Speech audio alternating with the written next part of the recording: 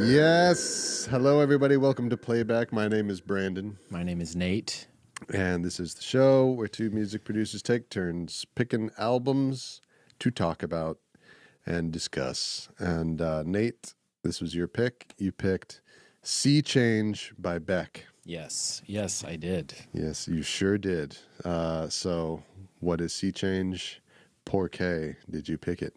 So Sea Change is what? Beck's seventh album, something like that. It's a lot, yeah. Yeah. 1, 2, 3, 4, 5, 6, 7, eighth album. Eighth album, wild. So Beck's eighth album, and appropriately titled Sea Change. This is kind of the album where Beck went from, I don't know, like kind of goofy, ironic, silly Beck that I think a lot of people maybe associate him more with. And that's probably the most famous Beck. The most famous Beck, the Devil's Haircut Beck. Devil's Haircut Beck, yeah. Yeah. And this is where he had albums kind of like this before this album, like Mutations, where it was kind of more of a softer acoustic kind of approach to, like, you know, kind of laying his songwriting kind of more on the table, less of the like wacky Dust Brothers production kind of stuff.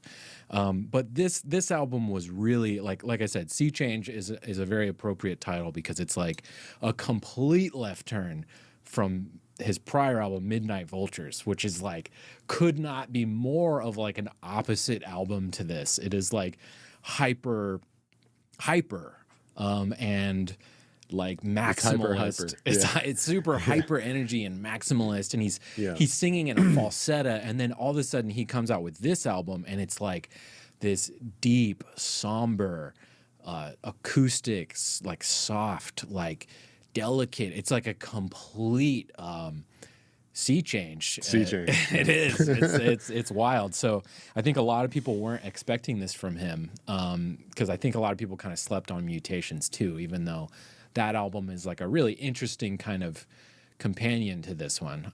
Yes. But so came out in 2002, produced by Nigel Godrich, who's just like an incredible contributor to this album.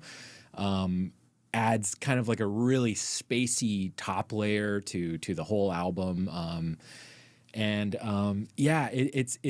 kind of known as like the big breakup album for Beck. He wrote it after him and his girlfriend broke up of like 9 years or something crazy like that. So it's a really sad album. It's a really somber. The songs are so good, but it can be a tough listen, I think. Yeah. That was one of my kind of prevailing impressions and vibes as we were spending the 2 weeks listening to this. Mm-hmm. I was just, because like any time that I'm spending that much time listening to one of the albums that you picked for me to be listening to, I think of you often as I listen to this. Sure. And I was like, wow. Way to go, Nate! Like Nate is in his sad boy, dude. When you need it right now, yeah. This album has, it is bookmarked many chapters in my life when I've gone through heartbreak, and I'm actually going through a little heartbreak at the moment as well, and so. I am a little bit. I did not know that. It's okay. It's all good. But I did have like a separation from somebody that I've been seeing. So it was kind of like, you know what? I'm learning about this live. I did not know. I'm sorry to hear that, Nate. It's okay. It's all good. It's fine. It's really okay. But I was pulling this off the shelf anyway.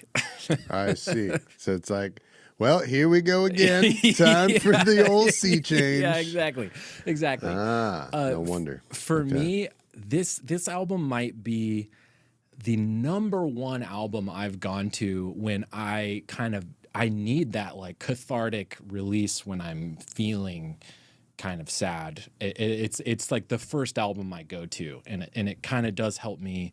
It helps ground me and connect me in the kinds of feelings that I think you need to feel to kind of have that release and catharsis of like when you're kind of stop seeing somebody.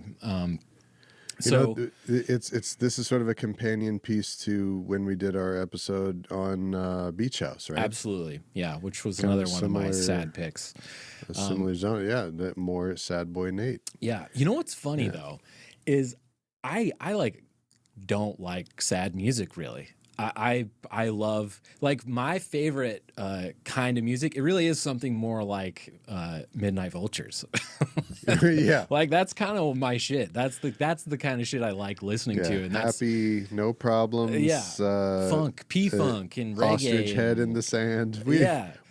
There's nothing wrong. We don't feel any bad feelings. Let's just do more drugs and party more and be more happy. Right? Yeah. And I know a lot of people who like go out of their way to listen to sad music. Like that's like their primary kind of music they listen to. And I can't relate to people like that. If you're not connecting with like your own sense of empathy while you're listening to it, I feel like you're kind of missing part of the experience of actually listening to this kind of music. And I'm just like, I don't want to feel that way all the time. I don't want to fucking feel sad. And like for me, it is like kind of when this album comes out, it's like it's sad time. But yeah, gets compared to like Blood on the Tracks. That one is more of an angry breakup album. That one is like a fuck you breakup album. This one is like a Blood on the Tracks is fuck you, I hate you, I don't want to ever see you again. That's not the Sea Change vibe Sea Change, yeah, that's what I always think. Sea Change is not fuck you. You know, Sea Change is like, I am completely depressed and miserable, and like it's just isolating and lonely and just sad. It's hard to even describe, but it's a different kind of feeling you have when you're maybe going through a breakup or something like that. But anyway, what about you? Have you? I got the sense when I picked this that this was not your Beck. Right? There's there's two Becks we outlined already. There's the white boy who raps in Spanish Beck, and then there's this Beck who's like a completely different person. It's sad like boy Beck. It's like Jekyll and Hyde or something. I mean, because at the end of the last episode when you were picking this one, and first you said Beck, and I was like, I was like, don't fuck this up. Don't pick a stupid one, because he's got some ones that are less good than his really good ones for sure. I mean, it was like, I hope you don't pick like Mutations or like I like Mutations, but I agree with you. That would have, but right, and I those like are, those are the exact two that I'm like I'm definitely not picking those. Like, exactly. Mutations and Modern Guilt, I like them both, but those are not the ones to pick for this. No. If you pick Mutations and then you talk about Acoustic Beck with Nigel Godrich, you really wasted the opportunity to just talk about Sea Change. I'm coming at it backwards and from a couple different ways. One is I started by listening to the sequel to Sea Change, which is Beck's other acoustic album that he made much later, Morning Phase, which I love and I was obsessed with for an entire year. So good. It's amazing. And also, the way that I know these songs that are on Sea Change is because I was the engineer for a week of rehearsals of this band, of Beck and this exact lineup. Wow. And the material that they were playing... Wait, it was Beck and this band? Yes. It was this exact lineup of musicians. Wow. That's on this album. Except for James Gadsden. Right. Who, rest in peace, just died a month ago as we're recording this. So, so the core lineup of this band that is on this album, and also, but it started in Mutations and also played on Midnight Vultures and some albums after this as well. And we'll get more into them.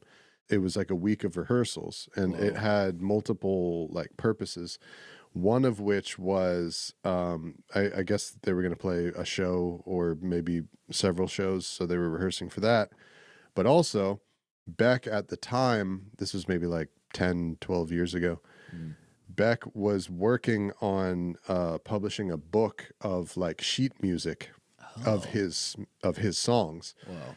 And it was either only the songs from Sea Change, or just a lot of them were on it and some other songs too.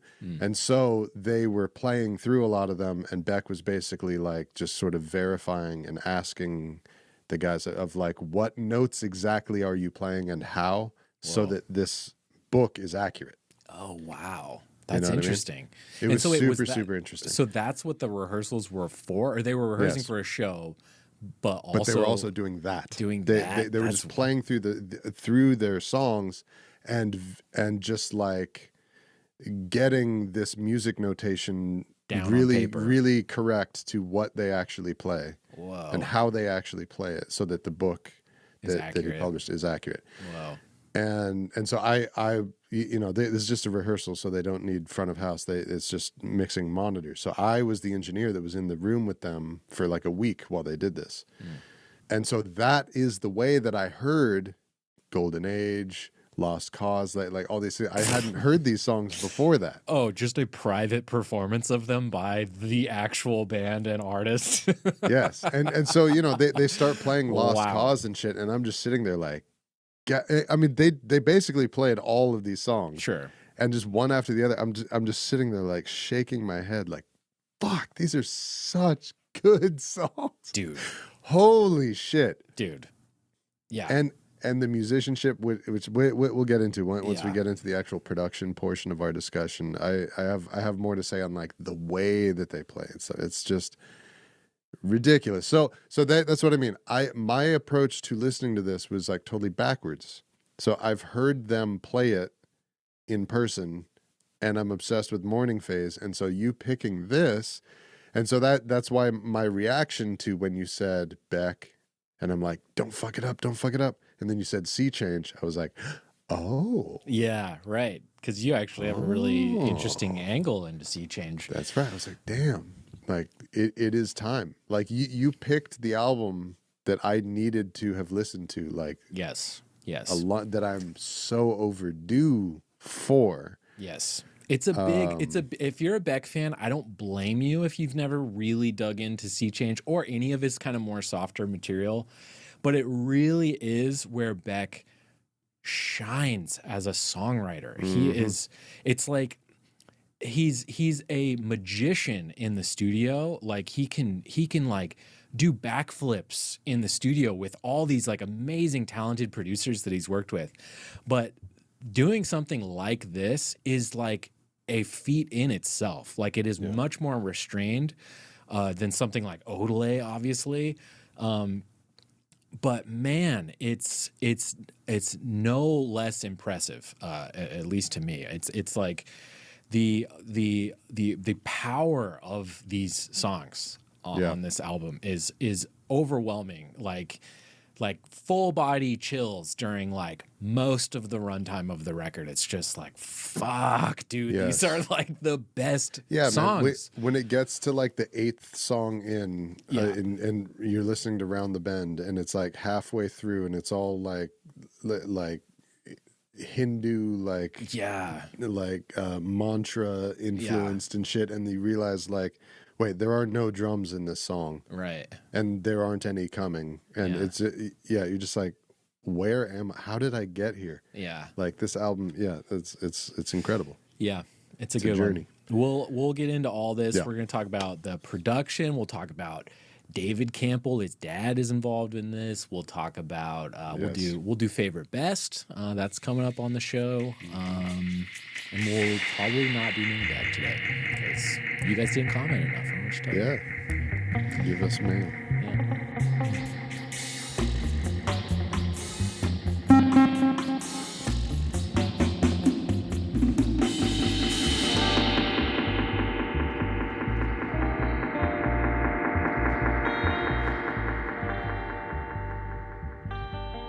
there's a huge difference between the way that a piece of art is perceived by its audience who love it and the actual reality of the way that it was made and the actual reality of what it means to the person who made it. Sure. You know? Yeah. Like things can sometimes be really romanticized. And I think that Sea Change might be an album that is, at least to some extent, a bit the romanticism of it and kind of the basically like how much of Beck he put, how much of himself he put into it might be a little bit more inflated than the reality of it. Right, because a lot of these songs had been around for like 10 years or something. He is a dude that creates a lot. Yeah. He is a prolific artist, right? This is not one of the musicians that you're waiting for 5, 6, 7 years for him to, you know, get on the other side of his current bout of writer's block. Sure. And until you're going to get something from him.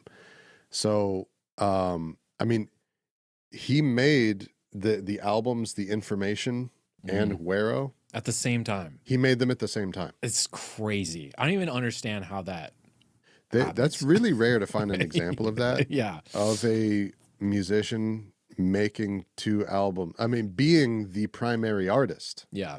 You know, like session players do that all the time. But when they're your albums and you're the principal songwriter, making 2 at the same time, that is, I can't even think of another example of that. Yeah. Like, not to establish a pattern here in the show, but he was going to release this, or he was going to record this, and then 9/11 happened. So he had to postpone it, and he started immediately. He shifted from Sea Change to he started making a record with Dan the Automator, right? Like, which is like, you can't be more different, right? Yeah. Like that. I guess that project never surfaced. I'm like super curious about that, but I have the return of Quote Corner. Okay, let's go. I have a bunch of Beck quotes to read. So here's one. He says, I sometimes think that there's probably 2 or 3 albums in between an album, you know? There's an actual trajectory that you don't ever get to see. You just get a new album every 3 years, and there's been all this evolution in between. So I think this was just the strongest set of music that I've been working on in the last couple of years. Yeah. And then another separate quote, he says, I've actually been working on a few projects, and this is just the one that came to fruition first. Sure. So that right there already calls into question the perception that I had, and, you know, I'm sure, you know, so many fellow Beck lover and adorers really had, which is that, like, oh my gosh, this guy broke up with his girlfriend, and you can just imagine him locking himself away in his bedroom and just being super sad and just emerging with, I've created it. I have Sea Change in his hand and going straight to the studio. You know what I mean? I've seen quotes where it's like people describing it as like, and this seems so exaggerated to me, where people say like he wrote all 12 songs in a day. And I'm like, well, that's not true, because I've heard the demos of some of these from like the early 90s. It can't be. Yeah. And I listened to an interview with Justin Meldal-Johnsen, the bass player. Right. And he said that Beck he wrote some of the songs while they were in the studio. Sure. Like they only went in with some of them. Yeah. Right. Yeah. So and it also calls into question that, because if he was so friggin' devastated, and if the only thing that he could possibly do with himself was write Sea Change, get these songs out of his heart, then how is it that he was also working on all of these other projects? Yeah. He was at basically the same time. He was basically probably starting Guero as well. Yeah. And The Information, both, right? Yeah. So yeah. I don't know.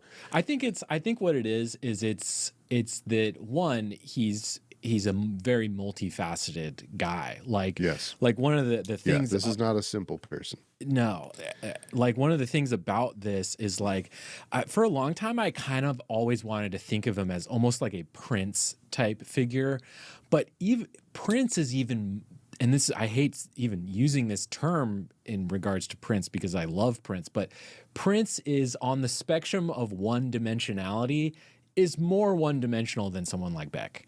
Like Yeah, Beck has I more room and like breadth to like explore different kinds of music than someone like Prince. You just saying that right now is the latest comment bait of like the same thing of like when we say that music is dated, and not timeless, Never that people saying that interpret again. that to mean that it's bad. Right?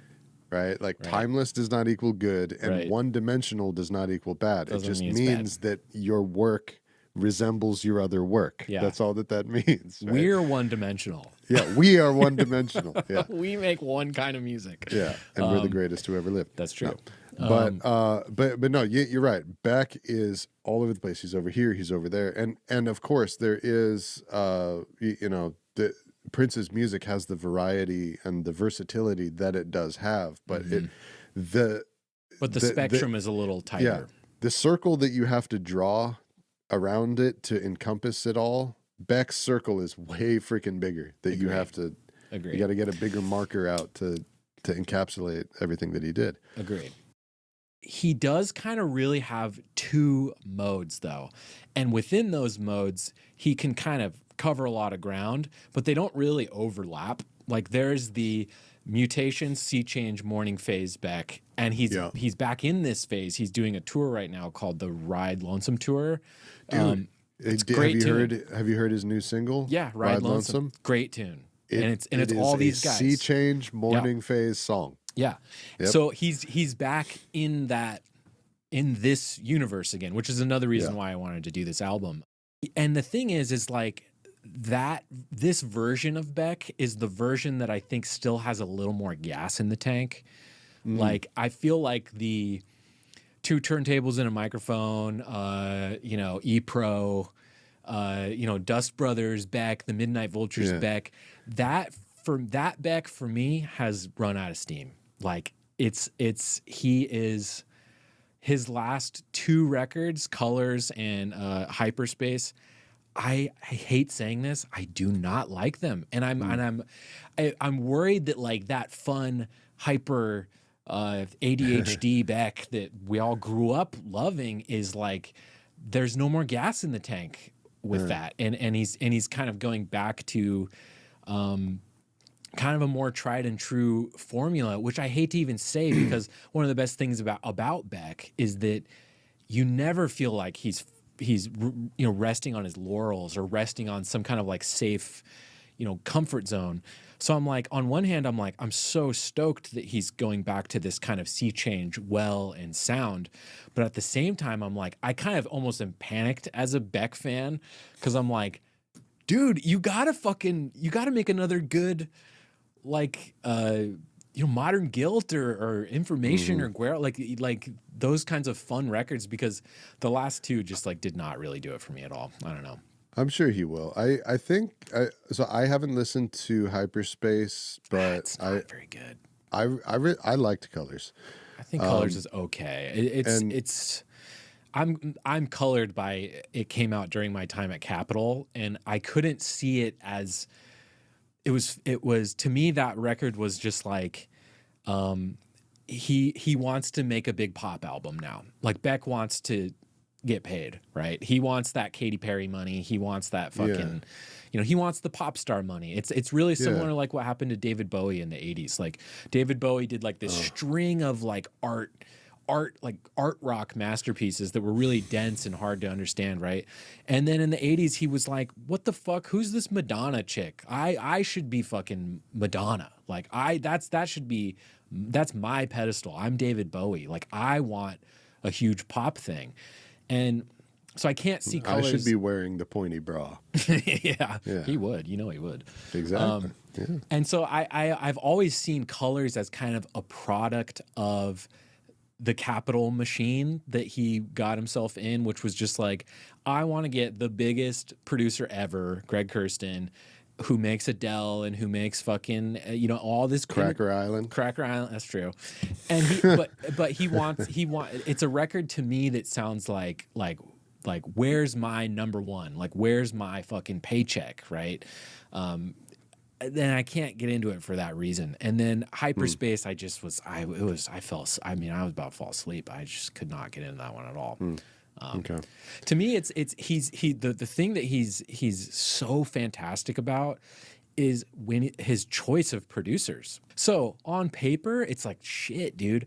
Hyperspace is Pharrell, Beck, I would and probably like it because I like albums like this. You know what I mean?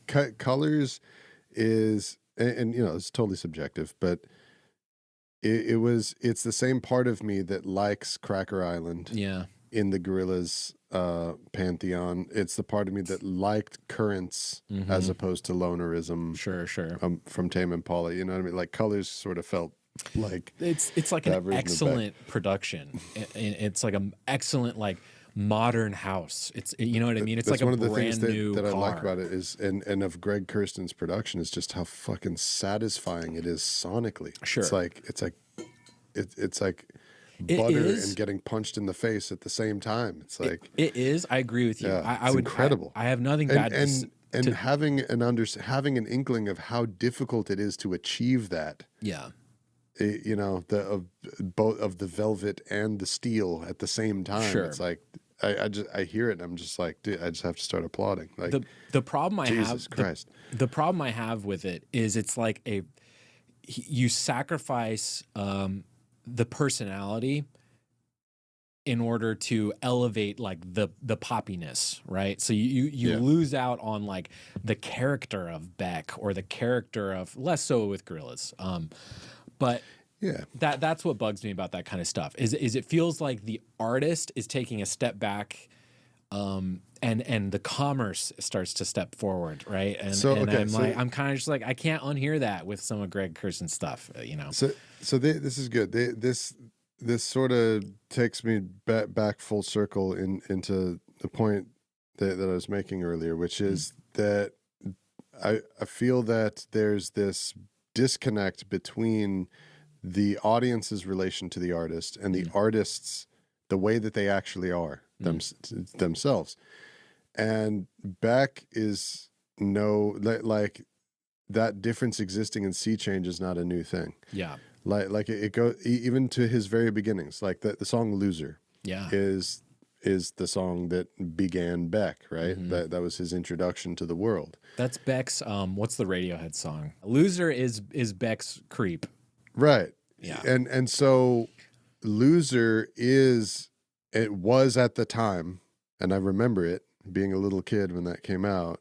And seeing the effect that it had on all the older kids who were teenagers at the time, and you could just like feel it in the air.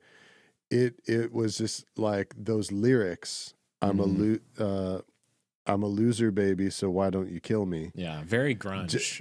Right. It's just being this anthem for Gen X slackerism and just whateverism, but that is not what it meant. Those words, I'm a loser, baby, so why don't you kill me? It literally, the only reason why he sang those words is because of how much he felt like a stupid idiot and when he listened to the playback of himself rapping the verses. Because he recorded the verses of the song first, and he was doing his best to imitate the way that Chuck D raps. Wow. And he sounded like an idiot. Yeah. And he thought that he's like, Jesus Christ, I'm a fucking loser. And that's what he sang. And that's all. Wow. It didn't mean anything else. It was not the voice of a generation. Right. It didn't mean anything about the world, about the times or anything. Right? Yeah. And it's wild because that sentiment that he put out and the fact that he was like rapping defined him for so long. Like for so long. I would say up until with the gibberish lyrics. Yeah, yeah. I would say up until Sea Change. I think maybe this was his attempt to be like, okay, hold on.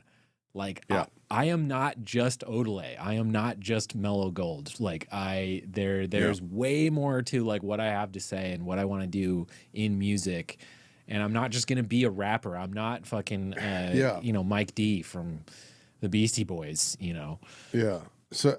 But what's interesting to me is how I never realized it. I never knew this, but like by all accounts, it seems like him writing these songs for Sea Change. Yes, his breakup did have a role to play in the inspiration and maybe like for him feeling like I'm sure for at least it was a some thing of these, to do. I'm sure for at least some of these songs. Yeah, right. And the place where he was drawing from to get the emotion and the meaning for the individual songs. But the idea of it as a project to do in his career, it was way more just like an exercise, just like the way that someone that like a chef will like feel like just challenging themselves to be like, maybe I'll just like try learning Thai cooking just to keep myself fresh, you know? He literally, I read a quote from him where he literally said like, I've been trying to make this album since the beginning. Like if you go back and listen to like One Foot in the Grave, it's like it's the very first inklings of something like this, right? Like, yes. Okay, so quote corner again. Let's go. I love quote. I genuinely love quote corner. Quote corner. He says, "For me, I enjoy writing more abstract and using a lot of imagery and throwing in 5 ideas at the same time." So you can picture like Midnight Vultures and Odelay and his usual sound for that. Yeah. And then he continues, and this is a more disciplined kind of approach. Definitely. And also kind of harken back to the same, to some of the things I was doing when I first was starting out. Yes. More folk-based and more traditional sounding. Yeah. And even his edict to Godrich when they started the project was just like simplicity. That was like all he said. He was like, I want this to be... These are simple songs. I want recorded simply and presented simply, which I actually would argue they're not presented simply. But that's another one of my soft hot takes. That's the next one that I will get to, or that because it's a shared hot take. Yeah. But just to finish up on this, sure. He intentionally wanted to write a project that consisted of a more traditional form of songwriting. Yes. And literally just like as an exercise. Yeah. Just as a way that a swordsman entertains himself. Just practicing, you know what I mean? Because guess what? When you listen to Odelay, that is an exercise in like how to write a song. That's a wild exercise on display of like the wild, like disparate collage way where he just like layers all these styles and feels and all this stuff. That is an experimental way to write songs, right? And he did that. He showed he could do that. Exactly. And there was variation of it in Mutations, multiple variations of it in Midnight Vultures. And so it's like that's why I came away with this take of that Sea Change, I feel, is not him dropping his style. Right.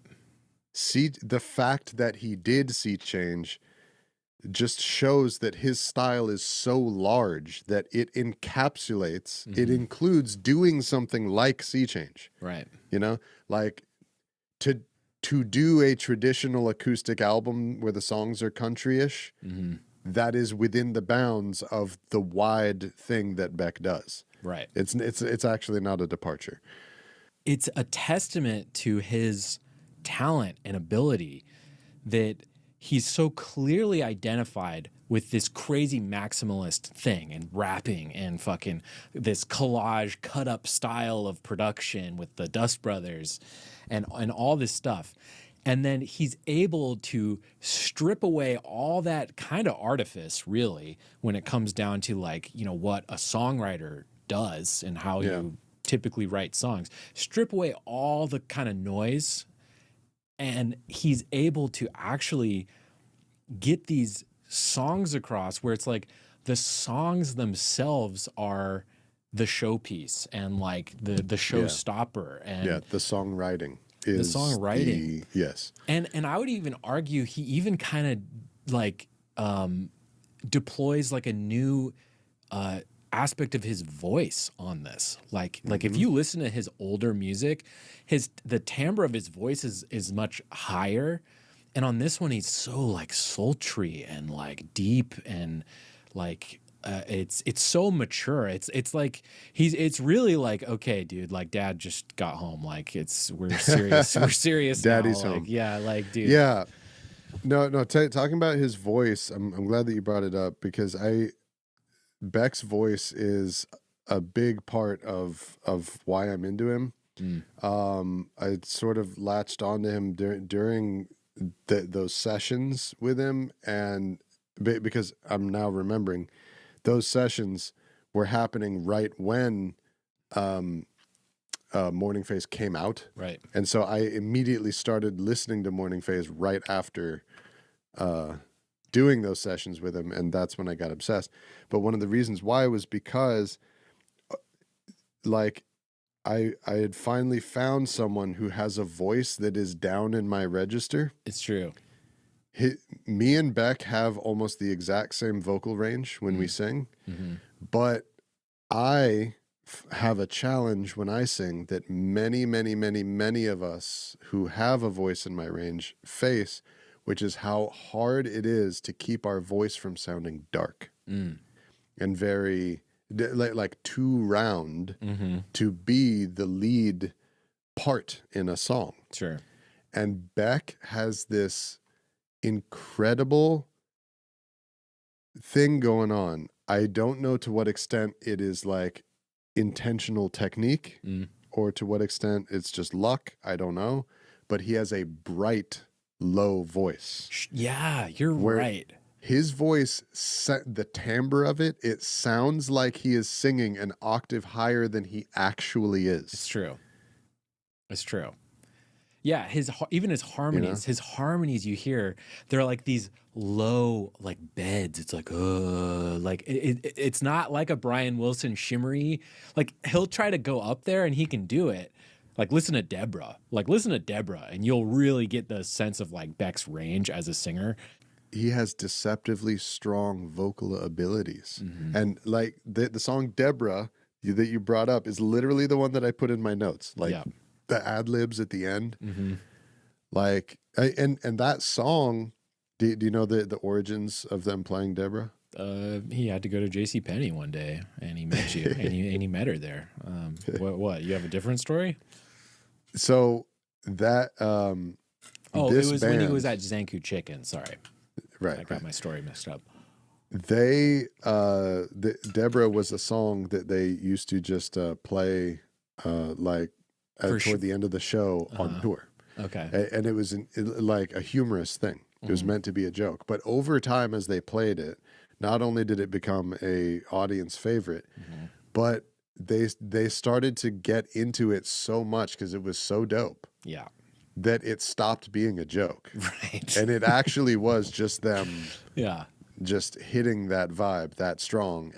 And Beck, it turns out, is like the origins of him singing like that were to be humorous, but it turns out that he actually does possess the vocal ability to do it seriously. Sure. You know? Yeah. And that's him. There was almost an inverse of that I read about his earlier tours too, where like he's playing these shows where everyone's there to like mosh to Loser, right? And he would say like, I would stop and I would play like It's All in Your Mind in the middle of the show. Wow. In 94 or 95. Like that's how long that song existed for. Really? Oh yeah. There's a version of it on. I did not know that. There's a version of it on One Foot in the Grave. It's All in Your Mind, and it's great. It's really beautiful, but it's different, but it's really good. But he would in the middle of like these kind of Nirvana-esque like height of grungy kind of shows, he would play 94. That stuff. Yeah, he would play shit like this. And he said people would just like ignore him, like they were just like it was like a piss break type of deal. But yeah, I mean he's coexisting in all of these. You're totally right. He coexists in all of these, multitudes of personalities that he's got.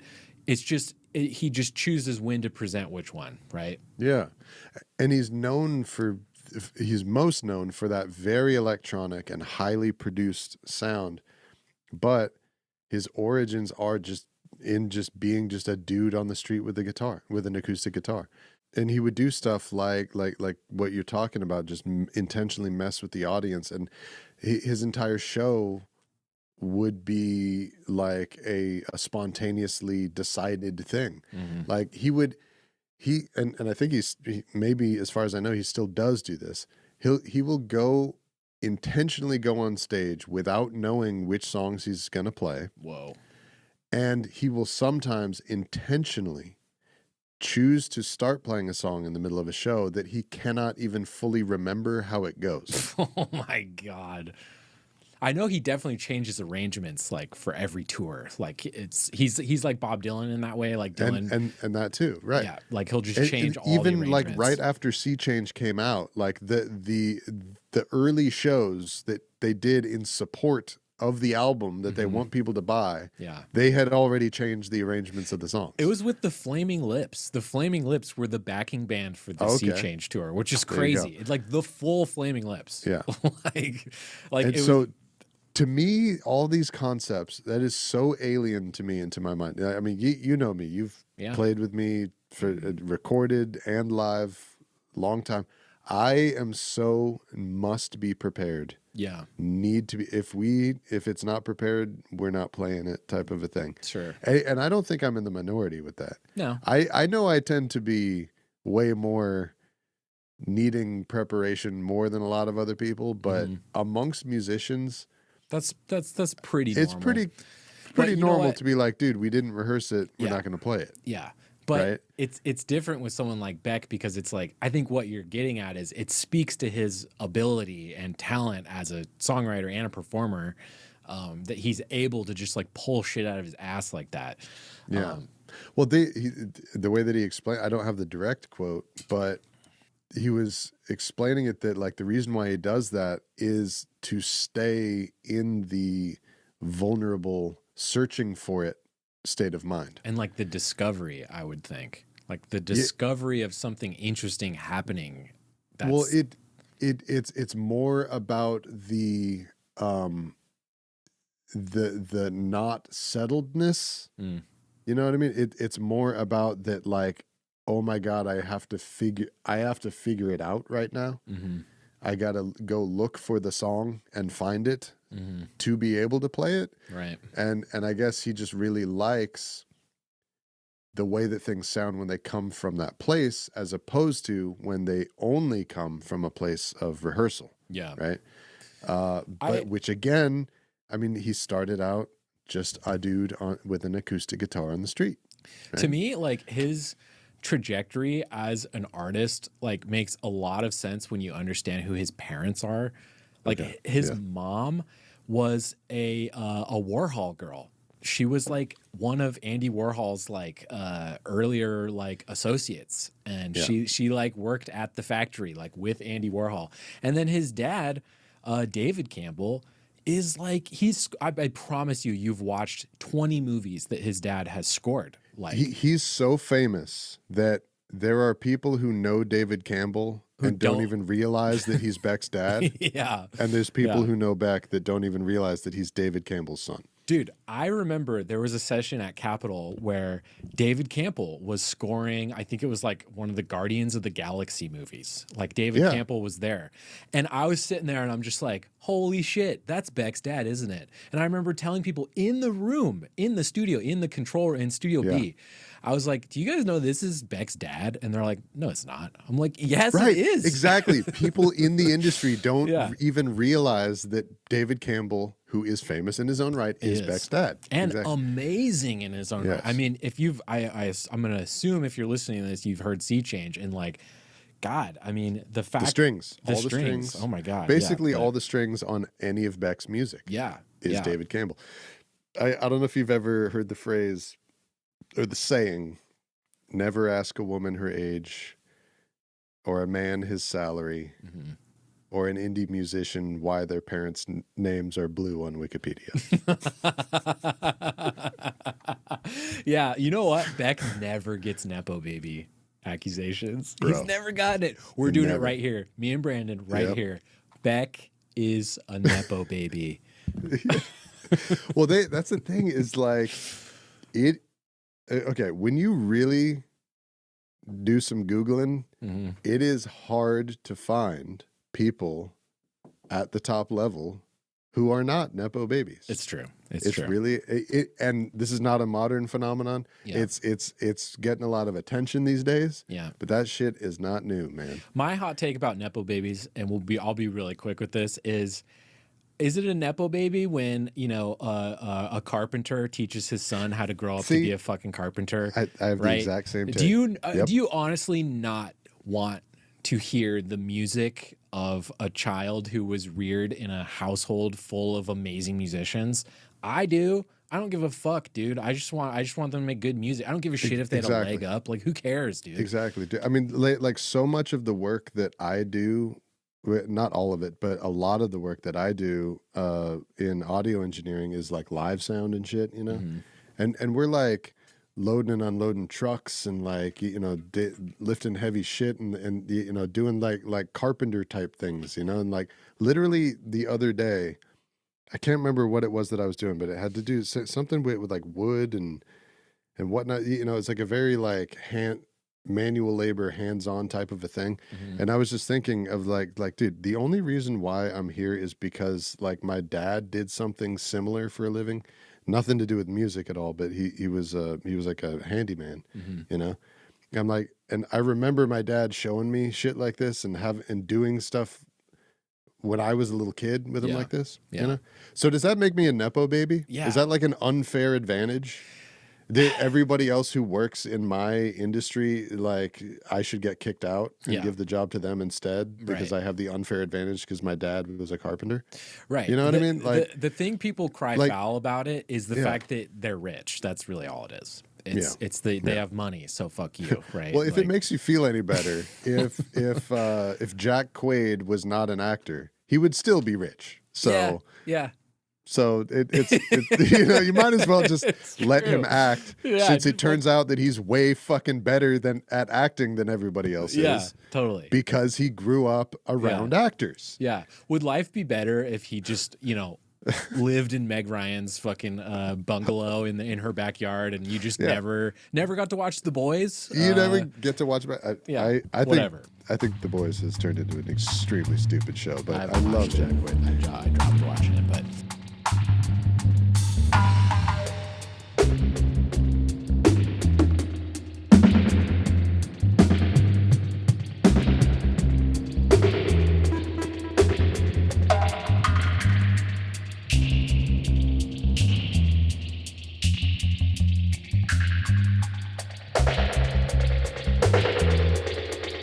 Sea Change, Nigel Godrich recorded at Ocean Way, which is now known as East West, which is just like a stone's throw away from Capitol. Actually, it's just right down the street.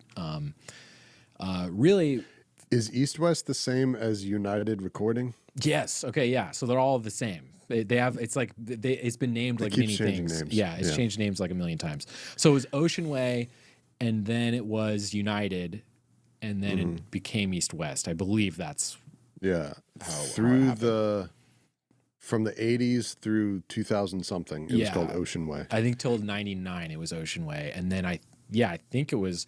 I remember it being called United while I was working there, but then it was also East West. I don't know. I think everyone just called it all the names because no one could keep it straight. So there's a lot of these really legendary recording studios that are in LA, and I don't know if it's the same situation in other cities, but the studios they'll change ownership a lot, right? Because running a recording studio is fucking impossible.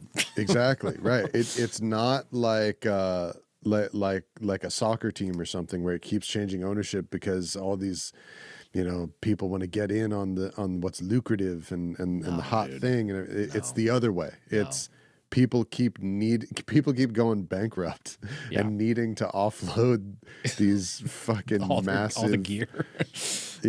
All these assets that just hemorrhage money onto each other, and the names keep changing and shit. Yeah, I mean, owning a recording studio is a behemoth business-wise, I have this 88 channel console. Does anyone who owns maybe possibly an airplane hangar want to buy this off me and store it? So this exact situation actually happened with the console that Sea Change was recorded on. Yes, Nigel. It's got shipped do you know about this? I don't know console? exactly what happened, but I know that it wound up. Nigel Godrich, I think, owns it now, and it's in England or something now.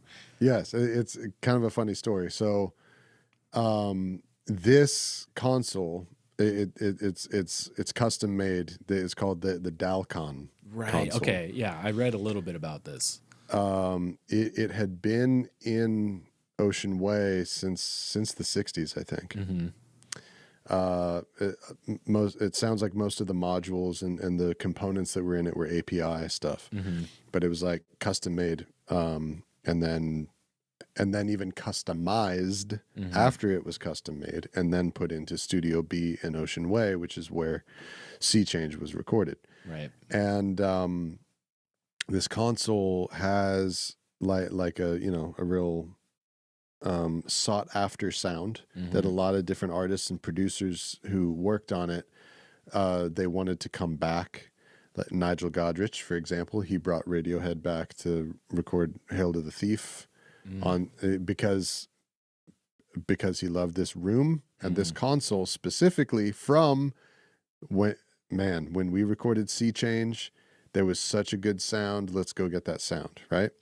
Apparently this console, the really strong and like kind of stable low end, all the low frequencies that you can hear on Sea Change, a lot of that came from this console, and a lot of it too apparently came from the fact that there were like open cavities underneath the floors of the live rooms of Ocean Way that also contribute to like the low end that is now in the air in the main room. Oh wow. There's just like crawl spaces underneath the floors of the live rooms.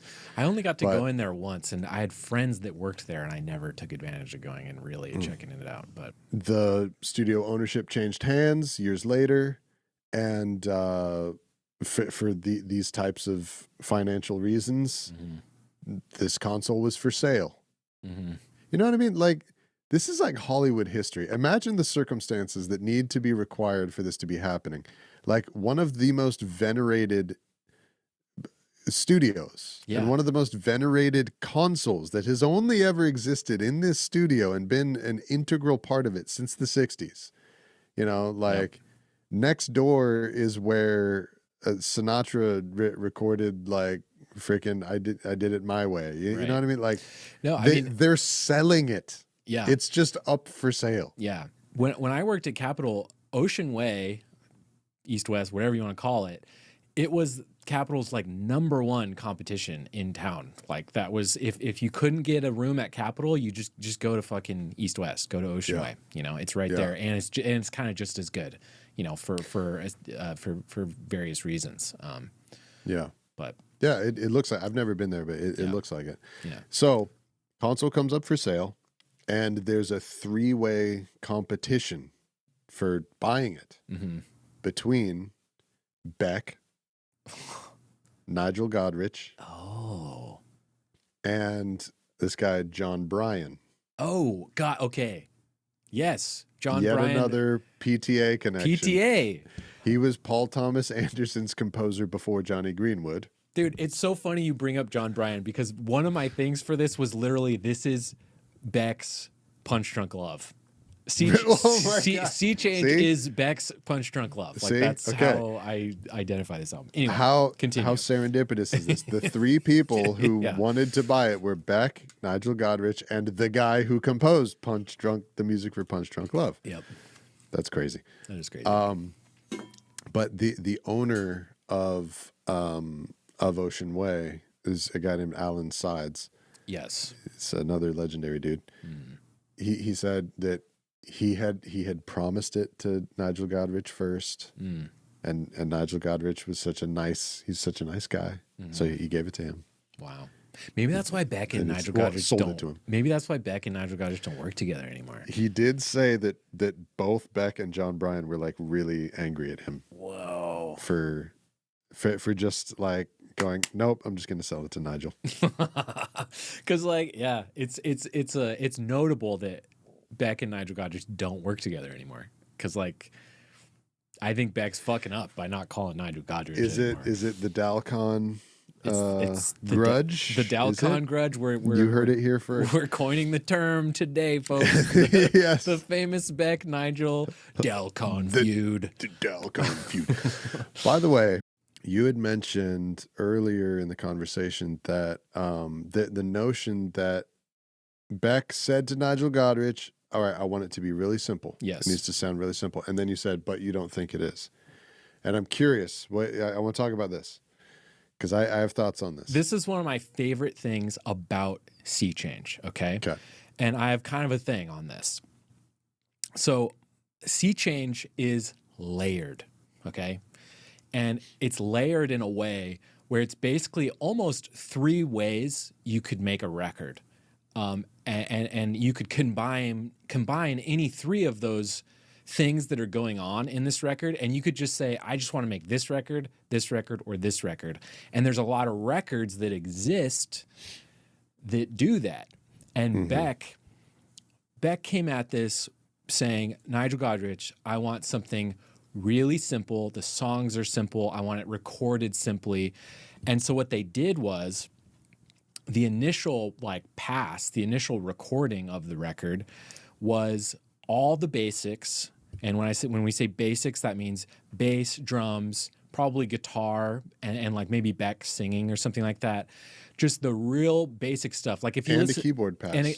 Basically all 5 of the core band playing one take together. Yeah. Yes. Like if you listen to the last song on Sea Change, Side of the Road, okay, there's very little other things going on. That is an example of that was probably just a session where they recorded the basics, and that just wound up being the final version of the song, right?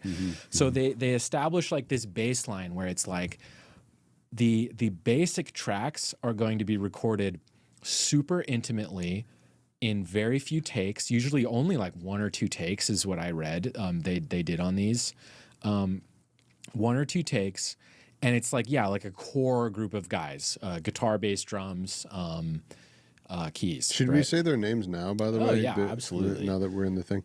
So it's, we already mentioned Justin Meldal-Johnsen playing bass. Joey Waronker's the drummer. Yeah, and also James Gadson plays on about half of you're right. The album. That's true. There's 2 drummers. It sort of James Gadson goes also back and forth. If you don't know who James Gadson is, fucking Bill Withers. What's the song? Use Me. That's James Gadson. And interesting, I think the way James I was like, how the fuck does James Gadson end up on a Beck album like Sea Change, right? And it turns out I did some digging. And it's because Beck's parents' names are blue on Wikipedia. But anyway, yes, no, literally. It's because David Campbell has been an LA session guy forever, and David Campbell played violin on Bill Withers' stuff. Dude, so he probably, I'm inferring from that he probably fucking knew James Gadson forever and was like, dude, my kid really needs some help. If we could ask James Gadson, hey, wow, it's so strange. How did you end up playing on Beck's albums? And he said, Beck, I used to change his diapers. What are you talking about? Probably. I used to babysit Beck. Yeah, probably. Yeah. But anyway, Jason Faulkner, guitar, some other stuff. So the core band, right, is Smokey James Hormel, Gadson, the breakbeat guy, the master funk breakbeat dude. Yes. He's sort of the guest into the core group, which was Beck's. It began as Beck's touring band to tour after the release of Odelay. Yes.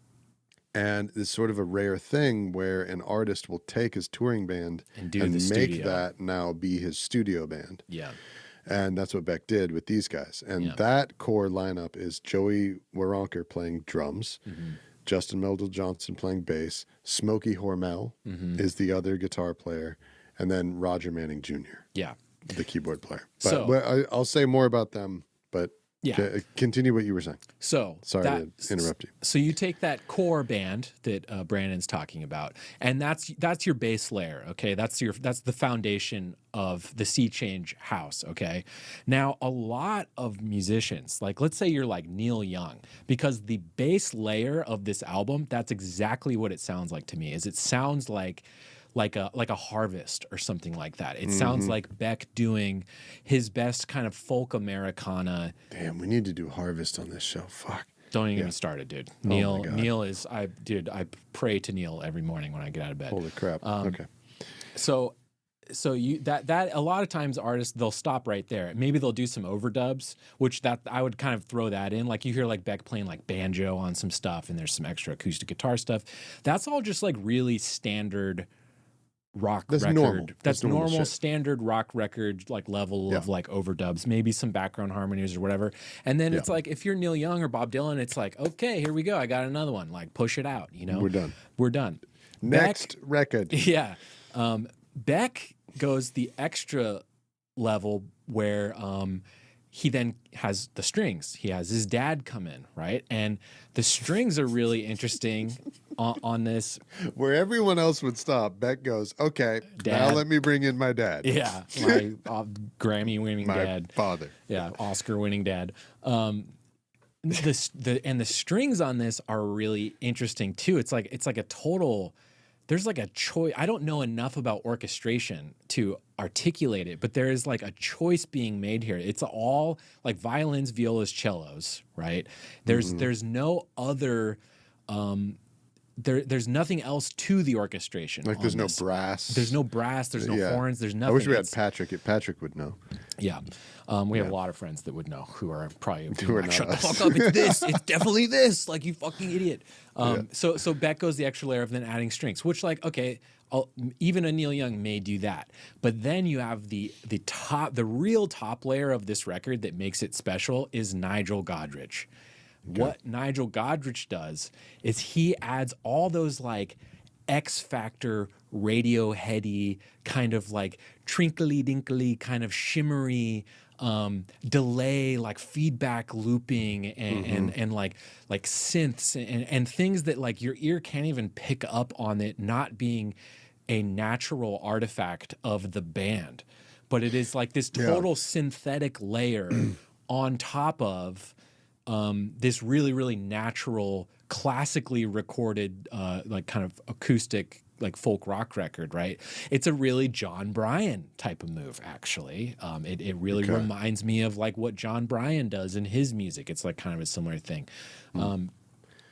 So that's where I'm what I'm getting at is like when you listen to Sea Change, everyone goes, "Oh, that's Beck's acoustic album." I'm like, dude, Beck, this album is like so spacey and trippy, and like it's this album has like so much going on. Like when it comes to production, it's just really like it just blends really well. Right, like it's but it's actually extremely complex. Once you get past the basics, the strings and the production stuff that Nigel Godrich is doing, unbelievable. Really, what he's doing. I love this take. So I'm so happy that you're saying this. I don't care what everyone says about you. You're not dumb. You're a genius. Seriously. Thank you. I have written in my notes, but because, like you say, the thing that everyone says about Sea Change and thinks about is like it's the stripped down album. But see, this is kind of the critical listenership that we're hoping to like kind of imbue in people and educate you guys out there. Like, there's such a difference between the emotional register from some music and what that music actually consists of that you're hearing. Yeah. Right? Because people only think that it's his stripped down album because that is what it is emotionally. I would argue Mutations is the stripped down acoustic album that exactly. people Mutations think actually is stripped down. Yeah. That actually is just one track of everybody playing with no effects on it. Done. Yeah. And it's just acoustic instruments and like then we're done with the record. Yeah. Done.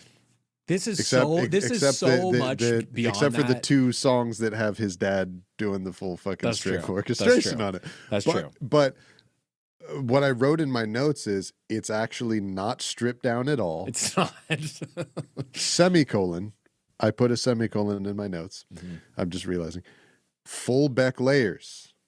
Yeah. It's just different instrumentation and textures. Yeah. Right? This album has just as much layering and complexity and maximalism as Midnight Vultures does. Yeah. Or Odelay or something. Well, maybe not Odelay, but definitely Midnight Vultures, yes. Yeah, it's just that Midnight Vultures has a degree of variety. Yeah. of the textures. Yeah. And Sea Change has no variety. Yeah. Every single song consists of this, except for, there's like a drum machine in Sunday Sun. And what, right, there's a few exceptions to what I'm saying. But by and large, like, I found it really difficult. And we'll get more into this when we talk about standouts and favorite best. I found it really difficult at times to like be able to differentiate between different songs in my memory. Sure. And call them from, because of how similar texturally. Yes. And emotionally. And we'll get to this. They are to each other. I'll bust my guitar out in the next section, but we'll get to like the way that he composes songs, even the chord shapes he's using are shared between song to song even. The only aspect of the big picture music making that I could really identify as something that is truly a first for Beck is that this was the first time that he dropped the nonsense lyrics. Yeah, dropped the silliness. He dropped the silliness, and every word is a heartfelt. It feels really like honest, like. But then there's the it's thing that brings it into doubt, which is to what degree is it really truly heartfelt, and to what degree is it just a songwriting exercise? Right. When you know that like he left these sessions at Ocean Way and probably popped over somewhere else and was like rapping in Spanish for Guero.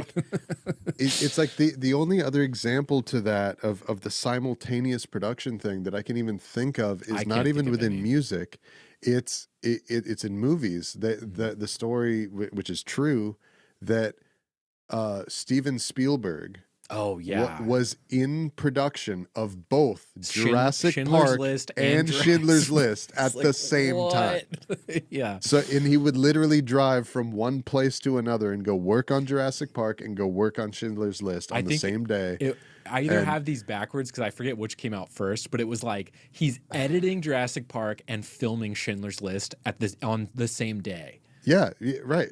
For months, he was working on both but you're right. At the same time. That's a really great example of the ways that artists, especially of their caliber, like a Steven Spielberg or a Beck or whoever, are able to compartmentalize their own artistry and their own aspects of their artistry. They're like, I'm here to access the dinosaur childlike whimsical wonder part of my brain for this, and then I'm going to go work on this devastating, heartbreaking, fucking misery-inducing, part of myself that I'm able to access for this project, right?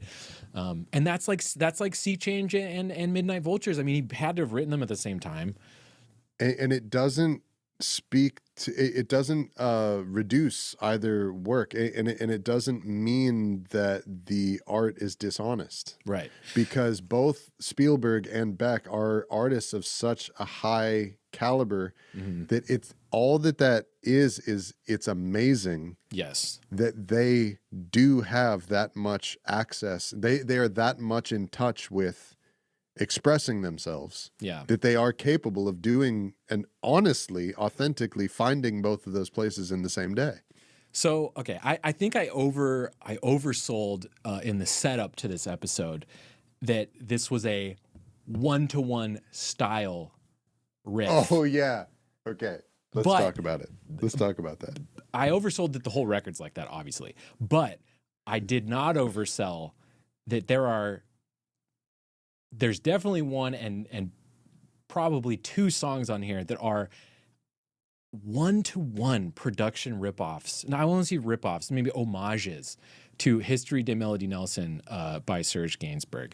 Did you listen to History de Melody Nelson, and specifically the song Paper Tiger, that is like a direct lifting of the entire production style of a different album? Like, I've never heard a band or an artist just be like, we have one song on our record that sounds identical to Sgt. Pepper's. like it's weird. It's really odd. I love it, but it's...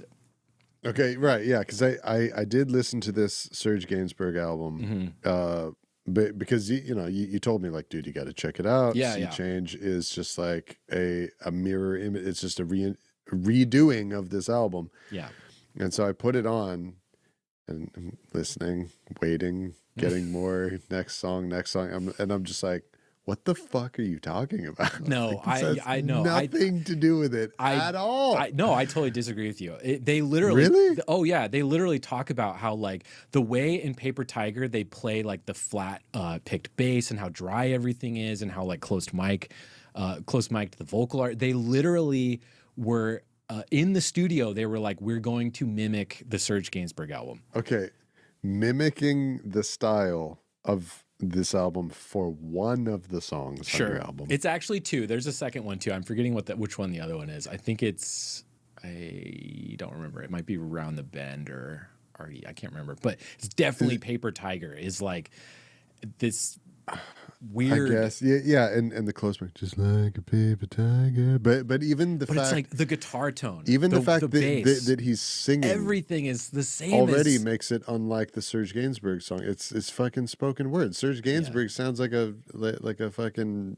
William Shatner album. Yeah, it's true. I love that album though. It's great. Yeah. It's just. I'm surprised you did. I'm surprised you didn't. Sea Change? I'm surprised you didn't pick that up. It's Paper Tiger and that album. No, I mean honestly, what the pick bass on the Serge Gainsbourg album is actually one of the things that stood out to me. Is like, well, look at how prominent the pick bass is. That's not on Sea Change, but I guess I didn't even notice to the point where it's pick bass on Paper Tiger. Beck produced a Charlotte Gainsbourg album in 2009. Okay. And Beck was chosen to do it was like a Serge Gainsbourg like live tribute at the Hollywood Bowl or something like that. Like it was like absolutely deliberate. And I find it to be really odd that he did that. I love it. I think the sound on Paper Tiger is like really, really cool and interesting. But I've never heard a band do that. And I know listeners, Brandon's insane. He doesn't know what he's talking about, and I'm right. Paper Tiger's also like one of my least favorite songs on this fucking album. Well, we'll get to that. I mean, just the last thing that I want to shout out is how badass the band is. Oh, for sure. Yeah. Because they're a huge part of the Beck sound, right?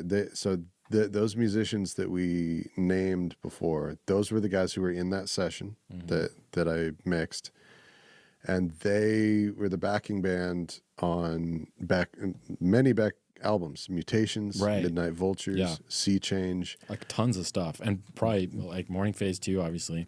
Morning Phase. They all played on Guero. Possibly only one song. I think it was a lot of them were Guero as well. Yeah, they show up like here and there ish on other albums, but those were really mainly the ones where they are the band for the album. I'm pretty sure this is the band that's on the Ride Lonesome tour as well right now. Like the tour, which I bought I bought myself a ticket for the Ride Lonesome tour. I can't wait. Hell yeah. And they were also the backing band on a little album called American 4, The Man Comes Around. Is that the Johnny Cash stuff? That's the Johnny Cash one with Hurt and fucking Personal Jesus and everything. Wow. Okay. Those guys were I think all of them except for Justin Meldal-Johnsen. So these guys were like on a lot of those. These guys are like a group that like of session guys that like play on stuff together, not just for Beck, but like. I don't think it's. I'm not sure how common it is that they will show up together, but no, they were not like a like a wrecking band crew or something like that. No. Beck brought them together. Wow. Joey Waronker, the drummer, has deep ass pockets. Holy shit. I thought you meant he was rich. No, meaning paid for everything. Tried to buy the console too. Meaning he plays with a nasty, deep feel. Right. Well, that is maybe one of my favorite things about the musicianship on Sea Change is how underneath it all, it's like a funk. It's like a deep, funky pocket that all the drum parts in, and a lot of that's because James Gadson as well. And the other drummer that isn't James Gadson is this guy, Joey Waronker, who's like, like a Gen X white guy from America, but he has this incredible feel. And I shouted him out once already on this show when we were talking about Oasis. Mm-hmm. He's the drummer of the Oasis.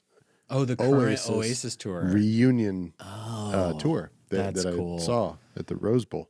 Yeah, and he made them sound perfect. Sick. He made them sound so fucking good, because in live music you basically sound as good as your drummer does. That's true. That's why when Nirvana got Dave Grohl, they became famous. Yes. Also, Roger Manning Jr., the keyboard player, got to shout him out. The Wurlitzer, he plays Wurlitzer on like 5 songs on this. Shout out Wurlitzer. Shout out Wurlitzer. Shout out Buffalo. Shout out Ranch. Shout out Carrots. Shout out Carrots. Shout out Parents. Parents. So he's like a great respected 90s musician in his own right. He mainly known for coming from a band called Jellyfish. Right. And so this guy is like, he's like a frontman killer songwriter in his own right. I mean, his band Jellyfish, that's like a power pop, like glam band, sort of like Queen kind of thing. Yep. Yeah, he was Beck's guy. He was like Beck's kind of main sideman, I feel like, for a long time. Yeah. And he is the master of the delicate, low dynamic keyboard tones. And there's so much of this happening in Sea Change. There's so many parts that you wouldn't notice unless they were gone. Right. And that's exactly what I mean about the production on this album. Is like there's way more to it than it feels like on paper, you know? Yeah. And a lot of them are keyboard layers. So like for example, just the songs Lost Cause, Side of the Road, there's clav in Lost Cause. He's just strumming along on that clav the whole time along with the guitars, calling no attention to himself. Clav on Lost Cause. Exactly. I'm struggling to even like recall that sound in that bed of music. Like that's because you think of Lost Cause, that's like the most like acoustic-y song on the album. Exactly. And the other, and like Already Dead, Side of the Road, same thing.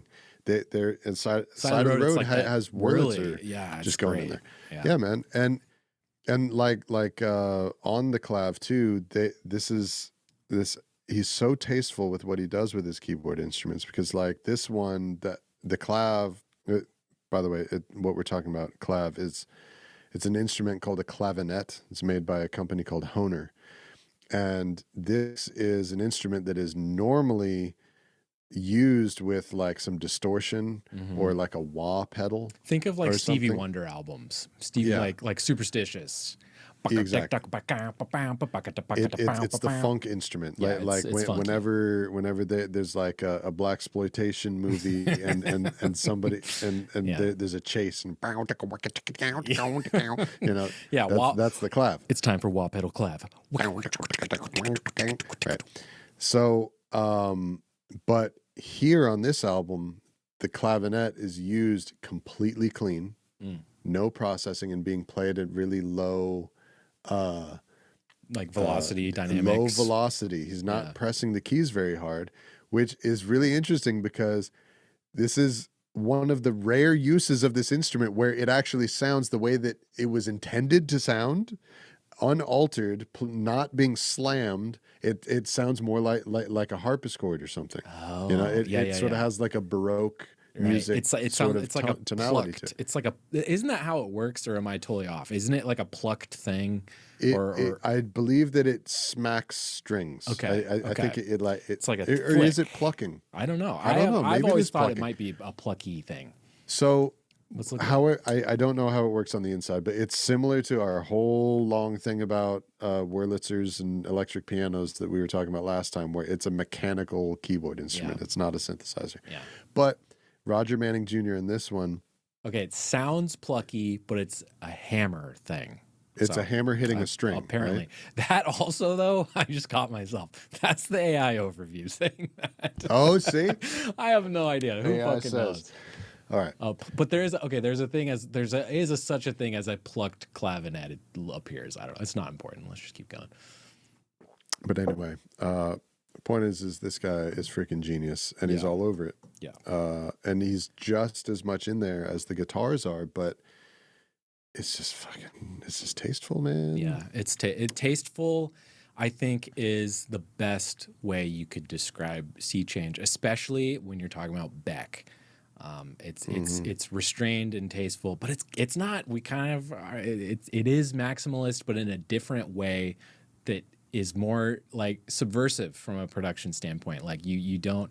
It sneaks up on you. It sneaks up on you how much is going on here, which is one of the coolest things about Sea Change, I think.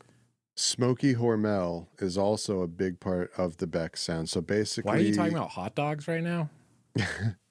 Okay, speaking of never ask indie musicians why their parents' names are blue. Oh, shut up. On Wikipedia. Hormel like he's a hot dog? So you may think, wow, what an unfortunate name. That's so weird how he has the same name as the freaking hot dog and chili. He's great grandson of the George A. Hormel, founder of Hormel Foods Corporation. There was a time in American history where his grandfather, great-grandfather, whatever, was like one of the most wealthy people in the United States. He is from the Hormel family. Okay, I just was like making a joke, but he's literally. I don't know if this is an international thing, but in America, you grow up eating Hormel chili and like hot dogs and shit. My name is actually Nate Miracle Whip. I don't know if you knew that about me. So Smokey, wow, he's like the guitar vibes for. All across Midnight Vultures and everything, every time that you hear like an electric guitar, all that fucking soulful, like country, bluesy, all incredible the shit. pedal steel on this and shit. That's him, man. He's incredible, and he's so nice. He's such a nice, cool dude. That's the and other. His style of playing reminds me of you, the way that you play. Actually. That is high praise. I think Smokey's a very Nate-y guitar player. I have always wanted my guitar playing to be compared to a delicious smoky sausage. So I really appreciate that. That wouldn't be the first time. Wouldn't be. Yeah, I mean that's kind of the other thing. His influence on this, and I think Beck's just songwriting approach. This kind of is like Beck's low-key, like country-ish album. It's just it's all the Nigel Godrich and the David Campbell stuff that masks that fact. But it's like the bones of this thing are like super country and super just like folk Americana like vibes, like Neil Young. Like it really is like Beck's kind of. It's funny to me. It always gets compared to Blood on the Tracks because to me it sounds so much more like Neil Young than Bob Dylan. It doesn't sound anything like Bob Dylan to me. It sounds a lot like Neil Young, even in the way it's recorded. How dark this record is, how it's not the like, low end. The low end is so enveloping and man, like some of the stuff they do on these songs, like from a mix perspective, I was listening to it. I'm forgetting which song it is, but it's so cool. And this was, it must be like a Nigel Godrich mix thing, but you can hear him. There's a section of the song where the kick sounds kind of roomy and removed, right? And then during the chorus, you can hear it. It's like they just unmute the kick drum mic. Okay. So it's like drum room for the verses and then direct and like punchy kick for the choruses. It's like a really simple thing, but it's just it's brilliant from like a mixing perspective. It's like rather than like try to it's a way to like kind of artificially like interject some energy and to remove some energy in like a really a clever way that also sonically like sounds really cool like when it happens. So this album, the way that they mixed it, so they would come in the morning, set up, practice, record the tracks for the song, bid on the console. Do any overdubs? Wait, what on the console? Bid on the console. Bid on the console. Yeah, exactly. Do any overdubs? Then Beck would record the lead vocal, and then they would mix it, and they would mix it. So the way that this album was mixed was using the all hands technique. Okay. Yes. Okay. So everything, the way they mix is there's no automation, is what Brandon's There's getting no at. automation. It was Yes. what, probably 3, 4, 5 people in the room, all just like, Nigel Godrich and the band, all these yeah. dudes that we've been talking about. Yeah. Everybody gathers around the mixer. Yep. And everybody gets assigned a couple knobs and a couple faders. And it's like, during this verse, this needs to happen on the console. Like this, for exactly what I was just saying. Like, unmute the kick drum. Unmute the kick drum right mic. here. Yeah. We need to push the strings right here and pull them back right here. We need to like, it's rather than that happening in a computer, like I think everyone's used to at this point. You literally have 6 guys all just at different stations of the console just doing it. Like, and another really cool example is is it Lonesome Tears that has the tape delay? Oh yeah. Throw on that one word that he says. I think so. Like at the end of the chorus, right? Or in the middle of the chorus, or something. Super dubby move. It is. It's full on dub, and so that's a knob that somebody has to turn right there in that moment, because the entire mix is being performed live by a group. Yeah. And shout out to a friend of the show, Tommy Hassanius, who me and him did a couple all hands mixes at Capitol together, and that's old school shit. Super. Man. That's like 60s shit. Yeah, that's like old school 70s shit. How records are made. Yeah. They recorded, they mixed Dark Side of the Moon like that. Totally. You know, and like all think hands. about it. Think about it. How else could you do that? How else could you do Dark Side of the Moon where it's just like a guy, like putting everything and it just sits there? Like, of course not. Certainly since the 80s, and I believe earlier in the 70s, maybe even earlier than the 70s, people did start to make technology that could make at least the faders. Oh, interesting. There's like rudimentary, like motorized stuff going on. Yeah. Oh, interesting. By automation, you know, like it used to be like automation on tape, and then automation later using a computer. Yeah, maybe it was some kind like of that, it must have been some kind of trigger or something. Yeah, it wasn't until recently that the technology for automation really became such high quality that like it's just as good as, or depending on what you need to do, better than the all hands technique. Right. For a long time, I don't know. It wouldn't sound the way that Sea Change does. Yeah. Otherwise, you know. Yeah, and it adds like a whole other layer of excitement and like discoverability in like the musicianship, like, because that is like an aspect of musicianship that I think people don't even like attribute to mixing. It's like when you're doing a mix like that, like when I'm doing a black market dub mix on the console, that is an expression of my musicianship. It's a performance. It's a performance. Yeah. It's not really, I'm not thinking of it as like a mix necessarily. It's definitely not how I would mix like a client's work, right? Or something. It is like a creative expression. And so to extend that creative expression to the mix, it's like you're getting even more Beck out of your Beck album.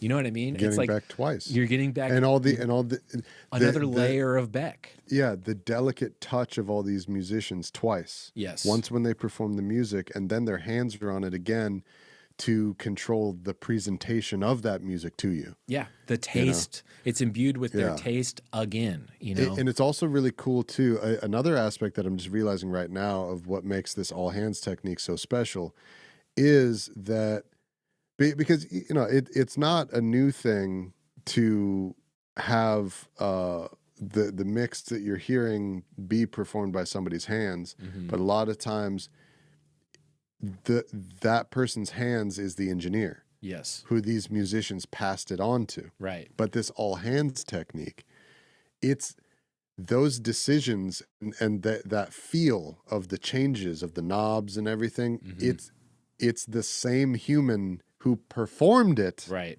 Is also now controlling and performing the presentation of it to you. Right. You know, which those decisions would be made differently if this is now some nerdy technician who's doing that instead of I think that's instead why, of Smokey Hormel getting his sausagey fingers all over his knobs. Yeah. You know? I think that's why I love the production on this so much, and I didn't realize that about the all hands technique on this before doing the research for this. But it totally tracks. It's like because there's just like this organic creativity like layer over everything. Yeah. And it's really human. It's just the humanity shines all over this record. See. Yeah. Change.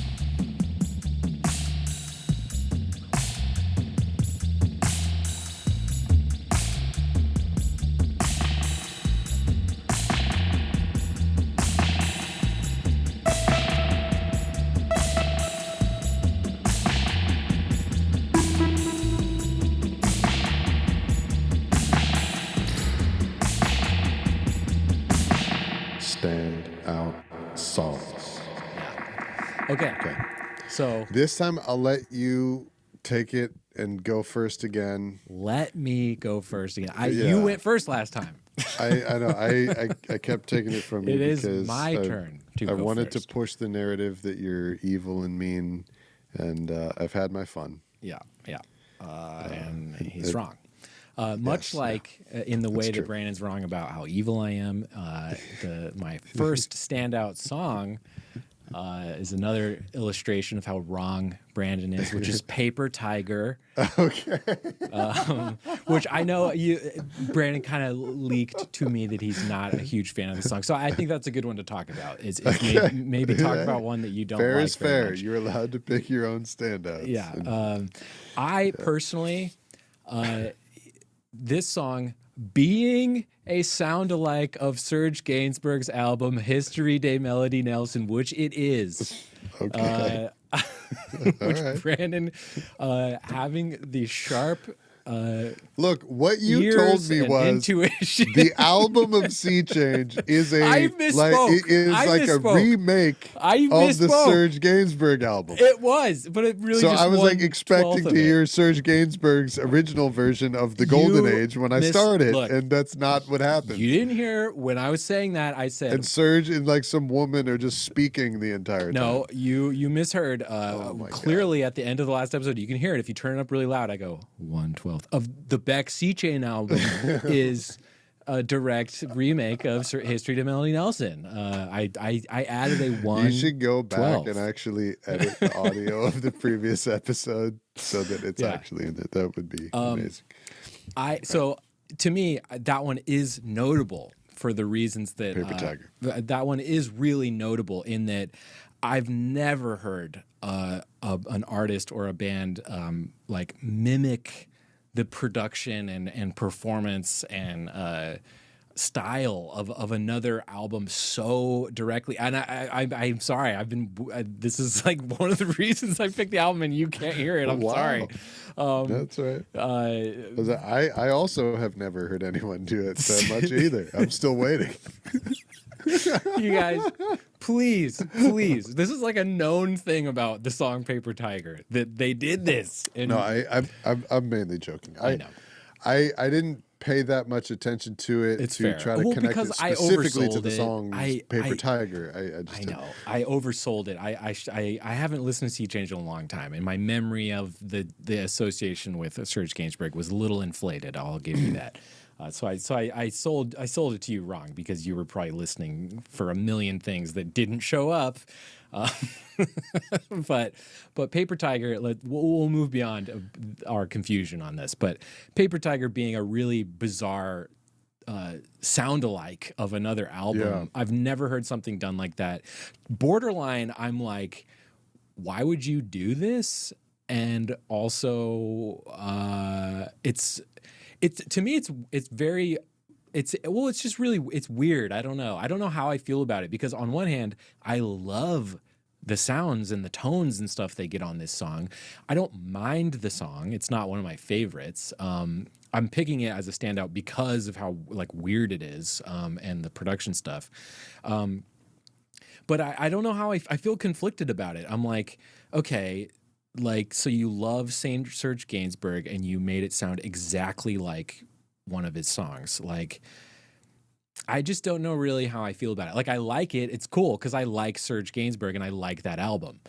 But I'm like, I'll just put on that album then. Right.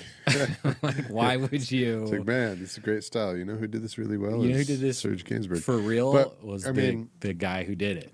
If we say that, then, I mean, we're undercutting our entire reason for existing, right? Because, like, you could just put on real Jamaican records, dub records, instead of listening to our crap. That's true. It's different, though. It's different, though. That's like a style. This was like, there's Serge Gainsbourg, that album is not like in a lineage of like, there's like a whole genre of music that just like sounds like that specific slice of production that he did on that album.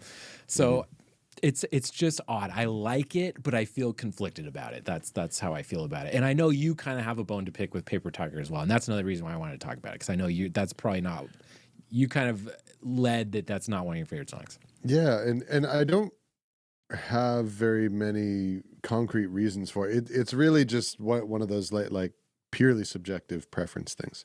And it's just kind of like a bunch of things stacking up for some reason. Like for some reason, like, you know how like some people are like bothered by the word moist or whatever? I do know that. Are you one of those people? No, like I've met people like that. Okay, but yeah. With that exact word.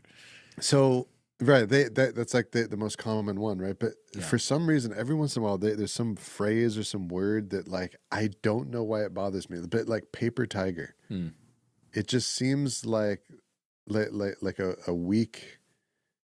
Like a paper tiger.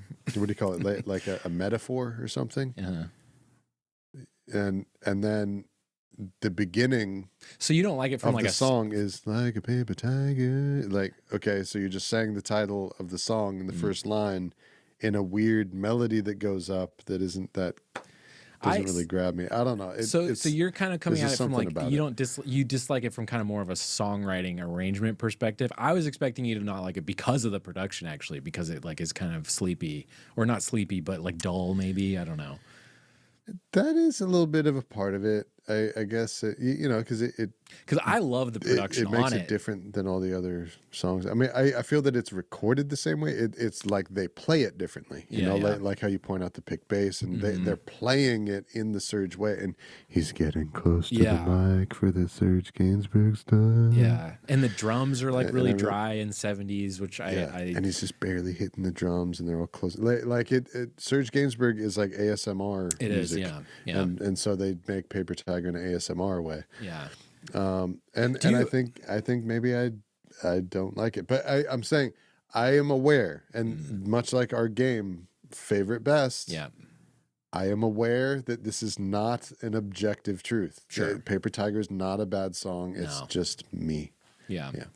Do you feel like the strings on this song kind of, and this kind of extends to like a lot of the album, but like especially this song, it feels like the strings really shine through on this song. I think because of how minimal. My favorite part of the song is the strings. Same. I think the strings are the coolest part too. It's dope. Honestly, it's Beck. It's Beck himself that is kind of the weakest part of the song.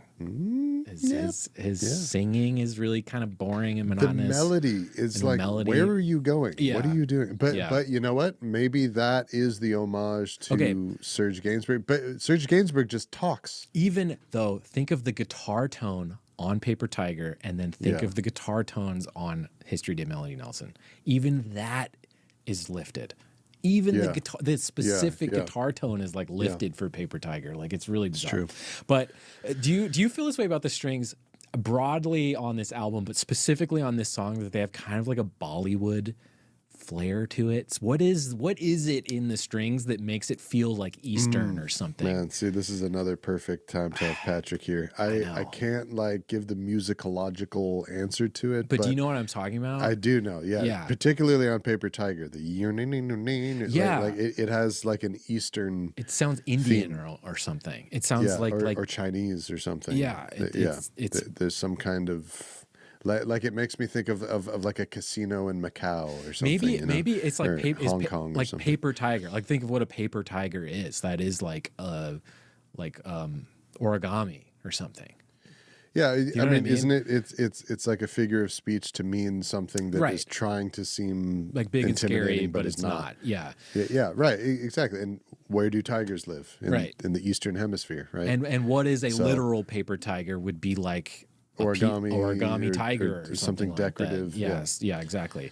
So I wonder Yeah. if that's what it is, which is a really cool, subtle thing that producers and musicians will do is like they layer things like that, like, okay, the title is this and what does that imply, and then what can we do with that musically, like let's do like an Eastern Indian kind of feel that kind of implies that without being obvious, like that kind of shit. I love it. I love it's subtle, but it's like really smart, and it's like you don't really even see or hear that unless you think about it, that like it just sounds like strings, but like if you really break it down, it's like, well, why does it sound like Eastern flare strings, like, and I would think that they actually thought that through. And David Campbell being a movie composer, movie orchestrator, it's like that's literally what he does. That's what they do. That's exactly. what they do. You're supposed to get the thematic thing, Through line.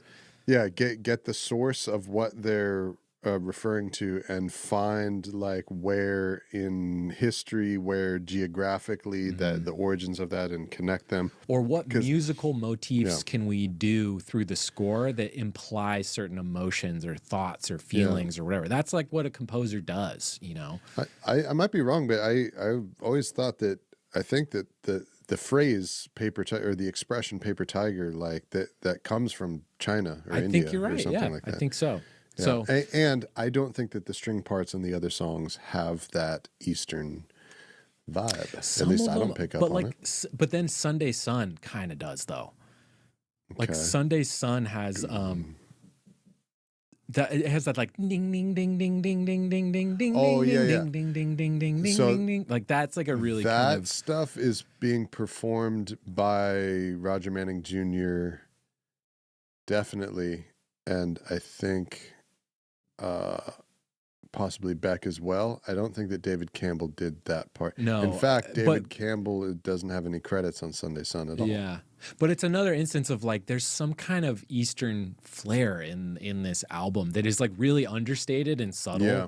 But so that just goes back to my point about how Sea Change is just as maximalist as Midnight Vultures is. Yeah. Like when like when I'm listening to Sunday Sun, I'm like, this sounds like a leftover of like something he would have dropped from like Midnight Vultures, or like dropped let's just from transition Odelay. into this, because one of my standouts is Sunday Sun. Let's do it. So it's almost like he couldn't resist. Mm-hmm. Yeah, like going back to that, putting a drum machine on this album. It's like, come on, I have to have a song start with like I have to do it. He's like, my girl dumped me, and I've got to say, it's like, wait, hold on, Beck. You're supposed to be sad. Chill, Beck. No, don't do it. My name is Beck, and I've been crying all day.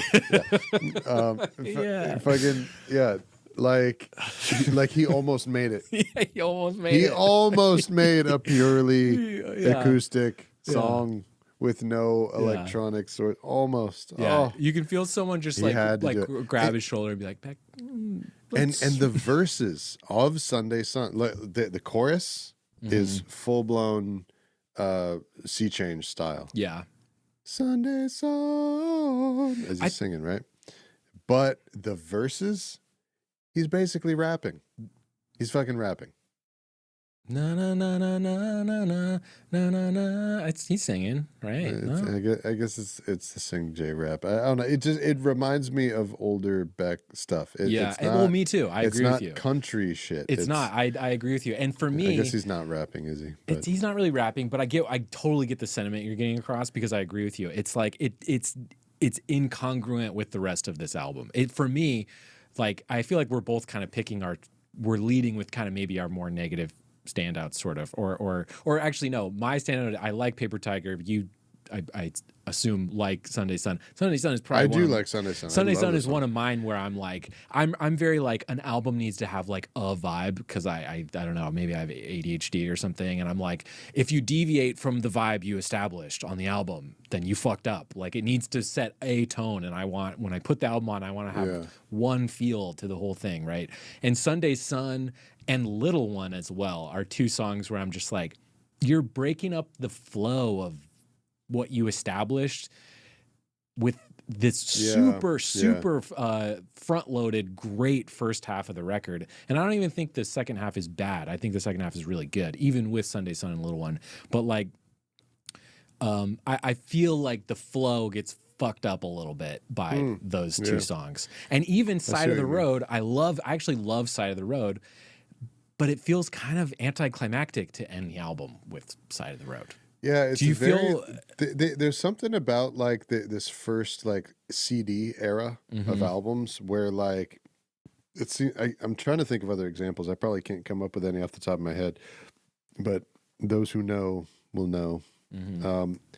It seemed like a lot of times people would just put one the last track would be something tacked on. It would be like the whole album really is everything except like a little outro, a little tag. That is at a lower dynamic. It's like a bonus track. It's like they know. Exactly. People would just tack on a bonus track. Because we're not stuck with the lengths of LPs and cassettes anymore. And this album's 52 minutes, which we have 80 minutes worth of music to be able to put onto a CD. So I think a lot of artists were playing with that, and Side of the Road kind of feels like that, right? Because like how you pointed out earlier, it's the one song that doesn't have all the overdubbing that every other song has. It's true. It's like they kind of stopped midway through producing it, and we're just like, that's fine. But yeah, it's weird. It feels like an anticlimactic closer, even though I actually really love the song. I think it's a good song. I just think I think it would be stronger. Like maybe where Paper Tiger is, even like really lean into lean into like how fucked up and like sad you feel, and maybe leave your Serge Gainsbourg nerd session for like a bonus. That's the bonus track. Just thinking about that made me realize another thing. Like to me, Paper Tiger. Going back to Paper Tiger, it's like the death of 1,000 cuts for me. And it reminded me of another one. Is the fact that Paper Tiger is track 2. Yeah, it's too soon. And Paper Tiger is not a good track 2. Yeah, no, it's track not. 2 is supposed to be like the one where it's like, all right, we're getting fucking serious. Like I'm gonna prove to you, right? Something like that, which is like something great that like reinforces what you're doing right now. Yeah, you know, track 2 is supposed to tighten it up and like make you certain that the rest of this album is worth your time. Yeah, because think about what Golden Age does. Golden Age is legendary track 1. Legendary track 1. But think about how legendary it really is in the context of Beck, because if you're a Beck fan in 2002, the last Beck song you heard presumably was Deborah. Is that the last track on Midnight Vultures? Yeah. So the last time you heard Beck was fucking Deborah. One of the most ridiculous but dopest songs ever. Especially by a white boy. Holy fucking shit, Deborah, dude. And then the next time let's say you had no idea, you were not in the loop, you weren't reading the trades, and you go to the store and you go, oh, Beck's new album's out. Like, is he going to be all funky? Is he going to be Funky Beck again? Is it going to be Devil's Haircut Part 2? Yeah. Dude, Golden Age? Fuck, dude. Like, okay, but before we get to those, should we do how many standouts do you want to do? 1 or 2? I have one other standout I'd love to talk to that's not my favorite or best. I mean, what have we talked? We just talked about a lot of songs right now. That's true. That's true. But the other one that maybe I don't know where this is for you is Lost Cause. That's my kind of honorable mention, as like it is like one of the best Beck songs. It's so fucking good. Lost Cause is the one that I picked for favorite. Okay. Yes. So. Well, then we'll hold off. We'll talk about it when we get to your favorite. Okay. All right. Other standouts I have is an honorable mention for just this is sort of a first. It's not one song in particular. Mm-hmm. It's a 4-song run. Okay. Right when it gets where starting from Guess I'm Doing Fine into Lonesome Tears into Lost Cause into End of the Day. Yeah. Actually, yeah. Those 4 songs. Even It's All in Your Mind is And It's All in Your Mind. I wrote it wrong in my notes. I should have typed 5. I'm changing it now. Guess I'm Doing Fine, Lonesome Tears, Lost Cause, End of the Day, It's All in Your Mind. Like when it hits that portion of the album, it's like, okay. That's what I mean when I feel like the album's a little bit front loaded. Like, because once you get through that, I actually really like Round the Bend as well. Already Dead is pretty good too. But like it's really the last half of it is not as strong, like the way they structure it. It's just, it's still cool and I like it all. But, and even then Round the Bend, which is another one that I would put as a standout, but I sort of don't include it in that run, because those 5 are kind of feel, at least to me, like they have connective tissue. Yeah. It's a block that's connected, and then Round the Bend is sort of like that's the transition between the first half and the second half. I agree of with the album, right? Yeah, there's no drums. It's the first song where there's no drums. It goes now into the it's actually, man. It's funny because I was saying before I don't hear the Eastern influence in the strings in the other songs, but Round the Bend is actually like a very Indian in a different way. Okay. Kind of more of like a meditative mantra sort of thing. It's true. And it has connective tissue to a song that's on Morning Phase. What is it? Wave. The song Wave. Okay. Do you know that one? I don't remember. I don't know how well you know Morning Phase. Not as well as Sea Change. I did listen to Morning Phase for the. Actually, I listened to every Beck album for this, and it was so fucking fun. Like, God, I love all of his music except for the last 2. Wave is basically him doing Round the Bend again, but like 12 years later. Wow. And it's just unreal. Anyway. Yeah. Any other standouts? No, because we're going to talk about Lost Cause when we get to favorites. My favorite, favorite best time. Honestly, it's really tough for me to pick a favorite and best between the Golden Age and Guess I'm Doing Fine. But I think, oh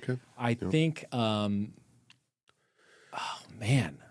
Because I want to play the game. Truly, my favorite best is Guess I'm Doing Fine. But I think I'll go favorite Golden Age because it's so fucking good. Doing fine. Yeah. See, this is what I mean about how low his voice is. Guess I'm doing fine. Like when I sing it, it sounds so much darker. Yeah. That's the same place where he's singing it, and he still gets the timbre that you can have on a lead vocal part on a pop record that people will actually buy. Like that's so fucking hard to achieve. Anyway, sorry. Go ahead. So one of the things we talked about. This is a playback first. I'm going to play guitar. Yes, finally. So one of the things wait. I have a thing for this. Hang on. I love it. All right. So one of the things you brought up earlier in the show was you were talking about how it was hard for you listening to this to like differentiate between the songs. Yeah. And it's literally because of the way he's writing these songs and the keys he's choosing. And he's doing something. He's doing a move by one of your favorites, okay? By one of your favorite artists, whose album is, I think, your favorite and your best. I think it's your favorite and best. So listen to this for a sec, okay? Philosophy of the World.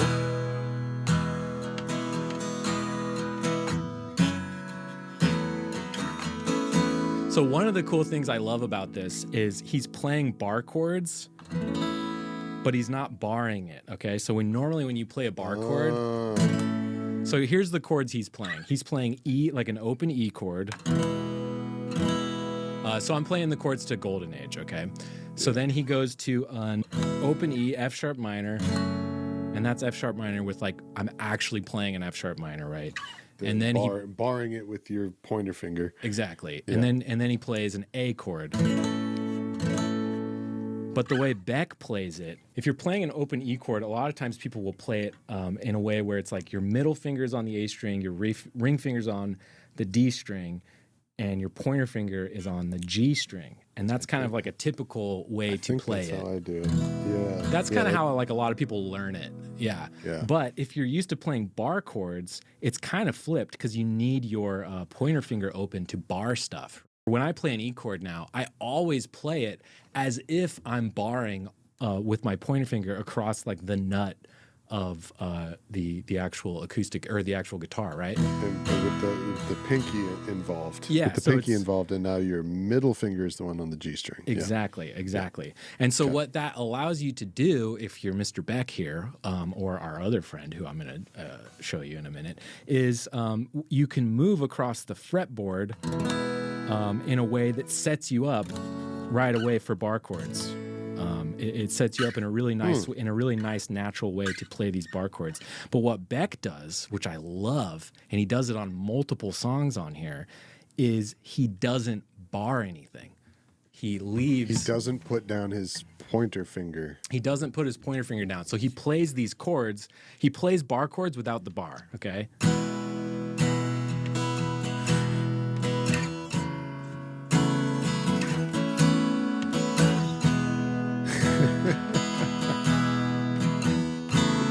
Wow.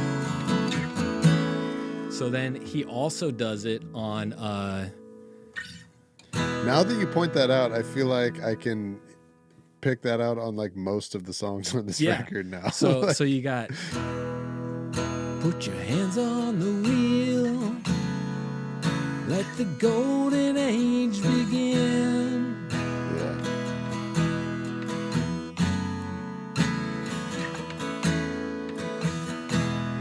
There's a bluebird at my window. Yeah.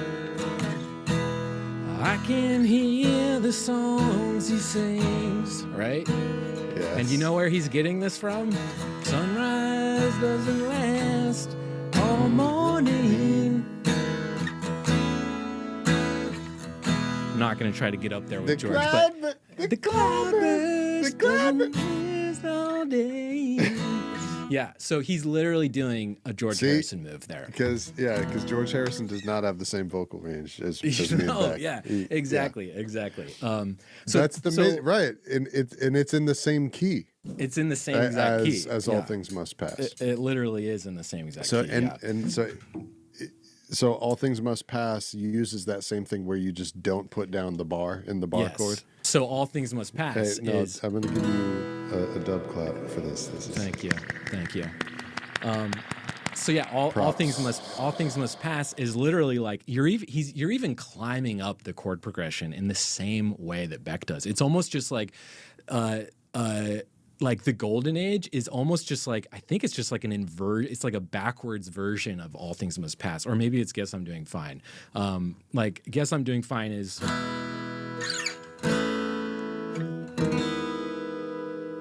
So it's like you go from E to A to G sharp minor, but with all these like open strings like ringing. Yes, right? Because the G sharp minor is essentially the same thing as an E major 7 chord, which is those are the first 3 chords of All Things Must Pass. Yeah, so you got. Yeah.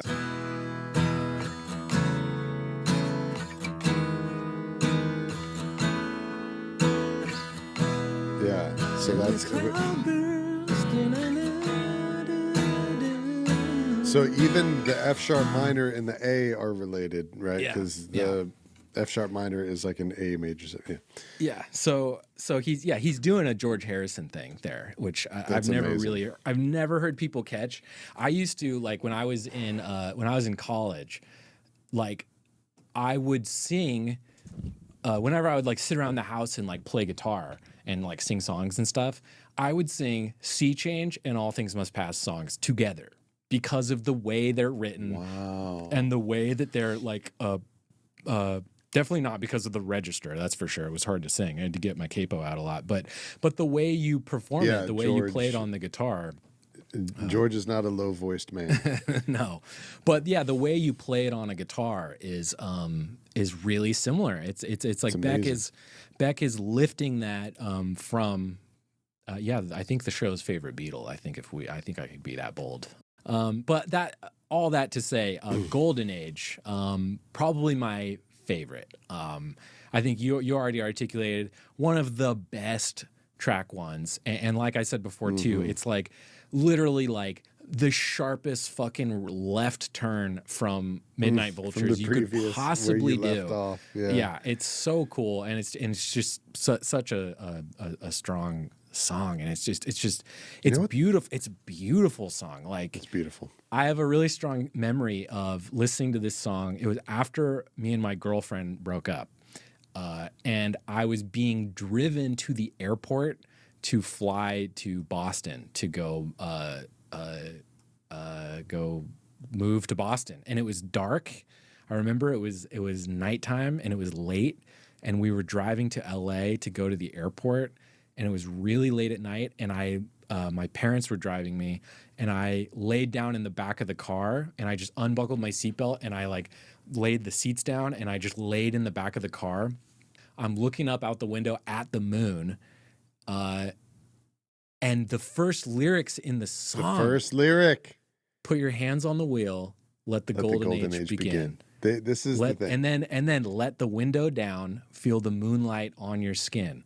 Let the desert wind cool your aching head. Let the weight of the world drift away instead. And it was, I was bawling. I was bawling in the back of the car.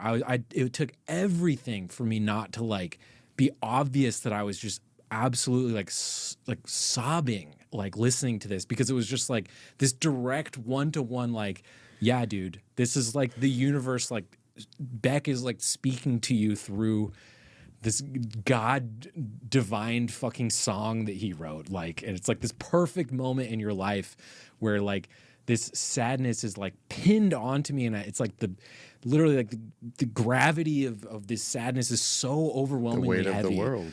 Yeah, and it was like just, he says.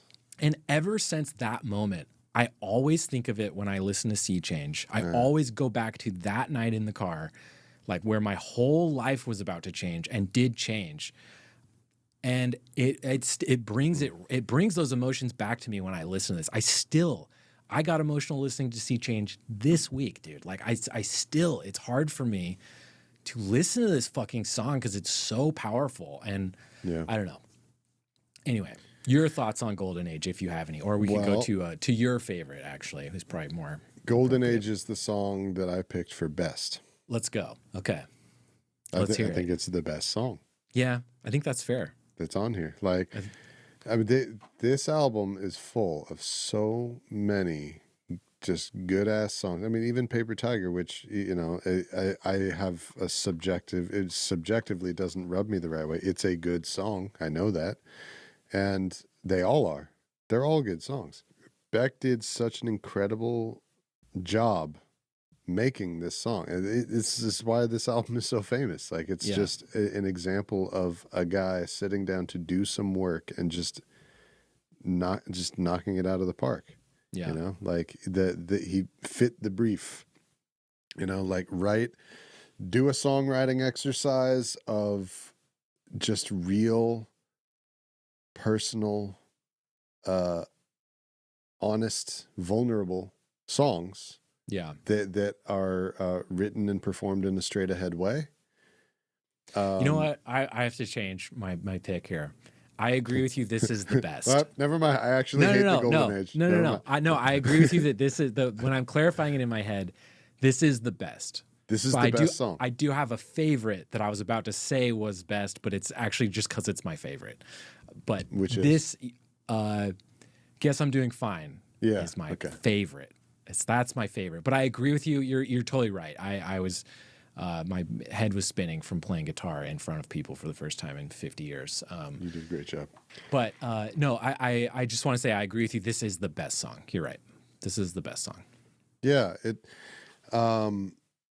it's the one. I mean, like, it's every once in a while an artist will do something that just like taps into a vein, dude. Just taps into a vein and just like does something that belongs on some kind of Mount Rushmore, you know? Yeah. And in the case of Sea Change, I think that one moment is the lyric, "Put your hands on the wheel, let the golden age begin." Dude, yeah. Just that. It's like, it's everything. It's like so evocative. It's just the one of those voice of a generation moments, you know?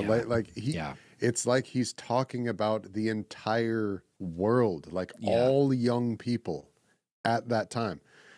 You know, I mean, it came out. I was in high school when this came out. It could encapsulate us. He's, you know, mainly like kind of the voice of the Gen X people who, you know, they were like in their later 20s or whatever at this time. It could be talking about them, could but encapsulate them. He was still the coolest to everybody in our age group, like growing up. Like Beck was the fucking coolest. Dude. Something that I really realized from listening to this is like Beck doesn't really get brought up, at least in the circles that I pay attention to. He doesn't really get brought up as being one of these, like one of the greats. And it doesn't make any sense because he absolutely is. I don't know why he's not. Rolling Stone gave this 5 stars, but like Pitchfork, like going back to the 90s, they've given him like 6, 7 like star reviews. And I'm just like, dude, I'm sorry. What are you doing? Yeah. Who is making music better Who's than making music better than Beck? Yeah, seriously. Like Midnight Vultures just okay. Actually, I think they loved Midnight Vultures, to be fair. But like a lot of the other stuff, this album they gave a 6.9 to. I'm just like, and just like longitudinally, like across the career. Yeah. You know, it's Bowie-esque. When I was listening to Beck for this episode, in my brain, I was like, kind of for me, Guero is where he starts to fall off. And I know that's probably a hot take. But I don't actually feel that is way. my pick for favorite Beck album. Sure. Is Guero. Look, listen to me. Album is fucking incredible. In my head, I haven't listened in a long time. I remember it being on the radio all the time, and it kind of bugged me how much those singles were like constantly played on the radio. It's his highest selling record. Yeah. But in my brain, I'm like, somewhere around Guero, The Information, like those ones, like they're good, but they're not that good. And like definitely Modern Guilt is like, I liked it when it came out, but it's there's no way it's still that good. And like, I bet Morning Phase, it probably doesn't hold up as well as when it came out. Every single one of those that you mentioned, when you go back and listen, it's like, so good. It's like, geez, if this was the only, like if all of his other albums were bad. Yeah. This would be enough for me to like still credit him as being one of the greats, a fantastic artist that we need to take seriously. So sort of like when we were talking about Supertramp before, you know, like Crime of the Century, Breakfast in America. How come all their other albums weren't so amazing? It doesn't make any sense. But oh well, just on the merit of this alone, these guys were obviously fantastic, right? And maybe it just didn't work out, whatever. Yeah. Every single one of those albums that you just named, and more of Beck's albums. We didn't even talk about, I didn't even mention. Each of them would be able to do that. Right. You didn't even say Odelay. I didn't say Odelay or Gold. Mutations or Mellow Gold. Yeah. Like Mellow Gold, dude. Right? Like, want to talk about favorite Beck albums? Mellow Gold is my favorite. That's your Beck favorite. album. Okay. I love Mellow Gold. So this is what I mean. He's got like 8 or 9 of these. Dude, Everyone's Out to Get You, Motherfucker. Oh my God. That song makes me laugh so hard. I got to go back to Mellow Gold. It's so good. Oh my God. And Mellow Gold is just like, it's just proto Odelay. It's like Odelay with like big grungy guitars instead of like hip hoppy stuff. It's so good. But it really shares a lot of DNA with Odelay, and more than like you would think. They always seem like sister albums to me. But anyway. Okay, so your favorite is, I guess I'm doing fine. Best is The Golden Age. Yes. By the way, last note on The Golden Age. Sure. Classy, just, you know, fitting to how classy of a song it is in so many ways. Such a classy move to include the word "the" in the title. Oh, yeah. And it's not just called Golden Age. That's true. It's called The Golden Age. Yeah. I feel it's just one of those little details, you know, like, Yeah. and these are these details that like Renaissance paintings have and shit, you know, like fine art. It's like, Yeah. it's not golden age. It's the golden age. The golden age. And Yeah. it's just so, you know? It's like Zuckerberg was like, drop the, and Beck is like, you're a hack. You're a fucking dumb hack. How about that? So what's your best? Where are we? I'm really lost on where we're at with favorite best and standout. My best is the golden age. Okay. My favorite is Lost Cause. Totally fair. It's impossible for me to pick favorite between Golden Age, Guess I'm Doing Fine, and Lost Cause. Are like, that trifecta is brutal. Brutal how good those songs are. Brutal. But Lost Cause, excellent. Favorite? Favorite. It's my favorite song on this whole... it's the one that I just like the most and just like listening. You know, it's my the one that I pay. If I got to listen to one, I'm going to listen to that one. And it all goes back to being in that room in those sessions with them, because, you know, whenever they would start playing a song from Sea Change, I'd never heard it. And Justin Meldal-Johnsen gets out the big upright bass, and Smokey and Beck have the acoustic guitars. And they just go into Lost Cause and just play it just like it sounds here, just perfectly. Yeah. Effortlessly in one take. And I'm just sitting there listening to this song. It's just washing over me, and I'm just like blown away by this. Like, how beautiful it is. Jesus Christ. Like, and the lyrics and everything. Like, yeah, what a fucking song, dude. Holy shit. And it's a special thing when a song can reach you that deeply the first time that you hear it, and require no repeats for you to appreciate its depth. You know, that's hard to fucking do. You know how I think he does it is it's in the like inflection. It's in the you know how we always talk about how it's actually harder to play music like softly than it is to play really loud. Yeah. And it's it's harder to play slowly than it is to play fast. Totally. Yeah. And so this is a band that is so tight and so good that they're playing slowly and softly, and it hits you like a loud and fast song, like emotionally, and like the excitement you get from it.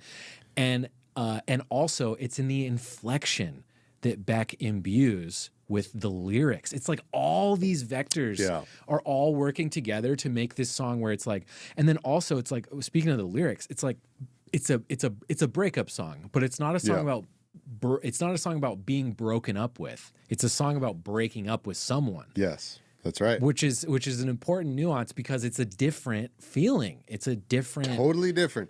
Yeah. Anyone who has experienced both, you know, can testify to they're almost not even the same experience. It's totally different. All. But it's sad. Breaking up with someone and being broken up with. Yeah. Yes. Yeah. Yeah. Like, and they require different songs to kind of like catharsis, to like catharsize that feeling. You know? Like, okay, let me try to parse this out, because for me, okay, when I was younger and I was in that car that night and I was listening to Sea Change and it was blowing my fucking mind and I was sobbing like a baby, right? When it got to Lost Cause, and your parents were in the front seat, like, just like, should Jesus. we? Like, no, just don't even ask. Just don't. Just let them. Oh no. It was fully on the table Just of like, should we not fly him to Boston? Like, he is stop losing this car. Yeah, seriously. I'm sure. and let me guess. I guess I'm doing fine. Did you have headphones on? Oh yeah. Yeah. Oh, yeah. So like in your world, there's a soundtrack, and you're just like, you know, your snorts are being masked by the music. But outside, they're just listening to like a tire commercial, and the sound of the road, and you're just like, just fucking crying in the back. This is amazing. But I can see it now. To get at the differences, you know, of like the thing I want to talk about with what you're getting at with, like, you know, being broken up with versus breaking up with, right? Is like, man, when I was listening to this song in that car that night, I had been broken up with. Okay. Yeah, yeah. And so the way I ingested Lost Cause, it was Beck was singing "Breaking Up with Me." Oh, damn. He was the Ow. song. The way I was listening to the song was I was listening to like a song. The way it hit me was like someone singing about breaking up with me. It's like I was the subject. You're hearing her words. Yeah, yeah. The song is her words talking about you. It was her throwing knives at me. Damn. Right. So it was like it was like this awful, like harmful way to like interpret the song. Cause I'm like, dude, it's Beck like embodying my girlfriend dumping me. No wonder you didn't pick it for your favorite. Like that's how I like ingested it. And then later in life, Jesus. when I've been through breakups and like I was the one who broke up with somebody, my feeling is totally different. It's my feeling when I listen to this song is like a little. You listen to this and you put yourself in the position of the singer of Beck, where it's I'm breaking up with you, like I'm sorry I can't help you. Like I'm sorry like that you're the problems you have are insurmountable for you. Like you're a lost cause. Like I can't fucking help you. These lyrics are from the perspective of someone who's breaking up with someone that they are in love with. Yeah. Yeah. That's the nuance. Yeah. This is not I'm sorry I'm no longer in love with you, therefore I am breaking up with you. No, this is it's, I love you. And I'm breaking up with you. Yeah. Right. So the lyrics are are really genius because it has a clever structure of a sneaky double chorus, this song. Right. Lyrics. And it does a very, regular normal song thing, which is the first time that the chorus comes around, it's going to be half as long as it is the rest of the times in the song. That is an old school songwriter trick, and people still use it. It's one of the most effective song structure things to do. It works. It's a really way well. Keep you hooked in the song. It has a sneaky double chorus though, because the normal way of doing that thing that I was talking about is the first time the chorus comes around, you do it once, and then all the second and third time you do it twice, right? Yeah.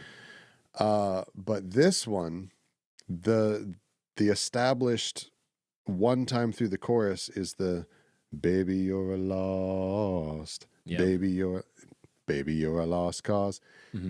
But then the added half part is I'm tired of fighting. It goes back to the verse melody. Right. Tired of fighting. It's higher. So you Fighting don't for a even lost realize fighting for a lost cause. You're in the chorus. You don't even understand that you're still in the chorus. Right.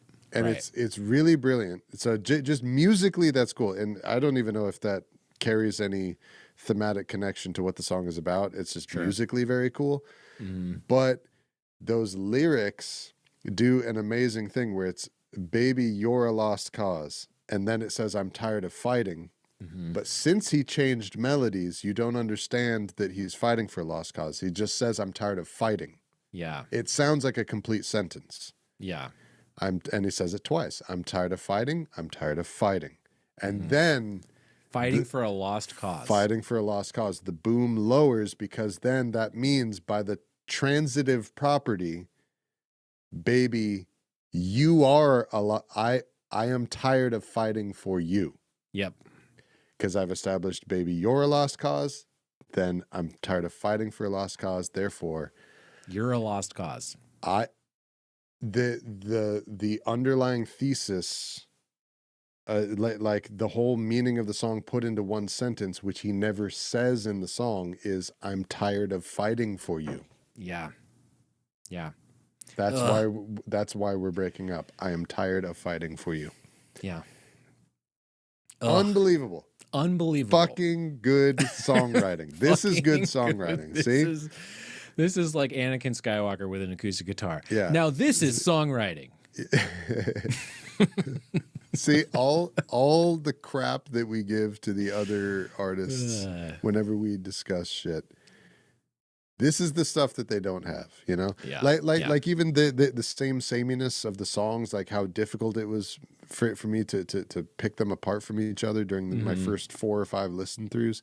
Yeah. This is an example of an album where that same sameness is not a negative. It's not. It just adds to the vibe. Like Right. it's like feels like one big piece or something. Like, and that's something to draw in contrast to something like Philosophy of the World, where there is mad sameness, and you can't tell the songs apart from each other, and it's not in a good way. Hold on, wait. You don't like Philosophy of the World? I'm trying to get this straight. Newsflash. Even though, as you know, I really do like the song Who Appearance. No, you don't. Yeah, I do. As we established, I brought out the guitar. I played Who Appearance for you. I actually like that song. No, you don't. Yes, I do. No, you don't. Yes, I do. I know you are saying that out loud with your mouth, but I'm telling you that you don't actually like that song, Brandon. You don't. Like, I don't believe you. I don't believe that. I believe that you believe you right in this moment, but you're not listening to Who Are Parents in this moment right now. You have a distorted memory of Who Are Parents. Okay, and you're mistaken. Are the ones who wait, no, was it parents are the ones? Can we talk about Beck again? Understand? Yeah. Anyway, but see, you know what I mean? There's lots of music out there. This is the thing where there's nuance to these takes. Saying that something has sameness is not necessarily negative. Saying that something is whatever, you know, that this is not actually not stripped down. That this is actually the work of someone who's doing something from a totally cogent, lucid mind, intentionally writing these songs. And it's not, oh my God, she broke up with me and I have these songs came pouring out of me. This doesn't mean that this is bad. Yeah.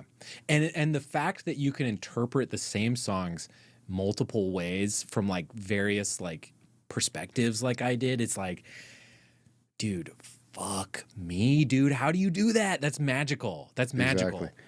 And I'm sorry, but like fucking, I don't know. Who's like a lame, sad person band? I don't know. They don't do that. Like it's too I don't know. Anyway, let's talk about my favorite favorite. No, yeah, you've. Oh yeah, no, we haven't. I changed it. Sorry, you're right. Guess I'm doing fine. A lot of the things I love about the Golden Age and Lost Cause belong and are part of the DNA of Guess I'm Doing Fine. Okay, Guess I'm Doing Fine being a "You broke up with me, now pity me" song is kind of how I interpret it. I just want to read the lyrics to Guess I'm Doing Fine, because my favorite thing about the song, I'm famously on this show not a lyrics guy. Guess I'm Doing Fine to me is poetry. It is there's some of my favorite lyrics. That's a good point, man. I've noticed like you're super lyrical on this music, and which you have said to me multiple times that you like lyrics may as well not exist to you when you listen to music. It's because the lyrics in that general. Really, you're right, and that's true. But it's because the lyrics that connect with me, that really hit me, are lyrics like this that make me feel sad, and they make me upset. Oh, so it's to protect yourself. I think so. Yeah, I think I'd rather just listen to P-Funk. You're a sensitive guy, man. And it makes sense, you know, like you know, people like super tasters or whatever, you know, people with like super sensitive taste buds, like they can't just mess around and just eat, you know, they gotta like reserve, only eat flavorful things in certain moments and certain times. You know, you can't just be willy-nilly out there with it, right? No. You got strong feelers. Yeah. So I'm just like, literally, this is like exhibit A through Z of why I love this song. Okay. I don't have a whole lot to add musically about why I like it, because you could just tack on everything good I just said about Lost Cause. Dude, and this is blowing my mind. The reason why you're picking your favorite is because of lyrics alone? Pretty much. This is very ornate. This is great. The things I love about it musically are shared by the other songs, and we've literally already said it, right? That too, yeah. Like it shares, like you said, the same sameness that is cool about this. Yeah. It's like all the cool stuff from Golden Age, it's just lended over to this track too. You know what I mean? Everything that we said about basically almost all the other ones, except that there's no drum machine on it like Sunday Sun. And other than that, it's exactly the same. Yeah. So I'm just going to read the lyrics. I'm not going to read all the lyrics, but I'm going to read all the lyrics up until I'm like, this is why. I'm not going to read all the choruses. How about that?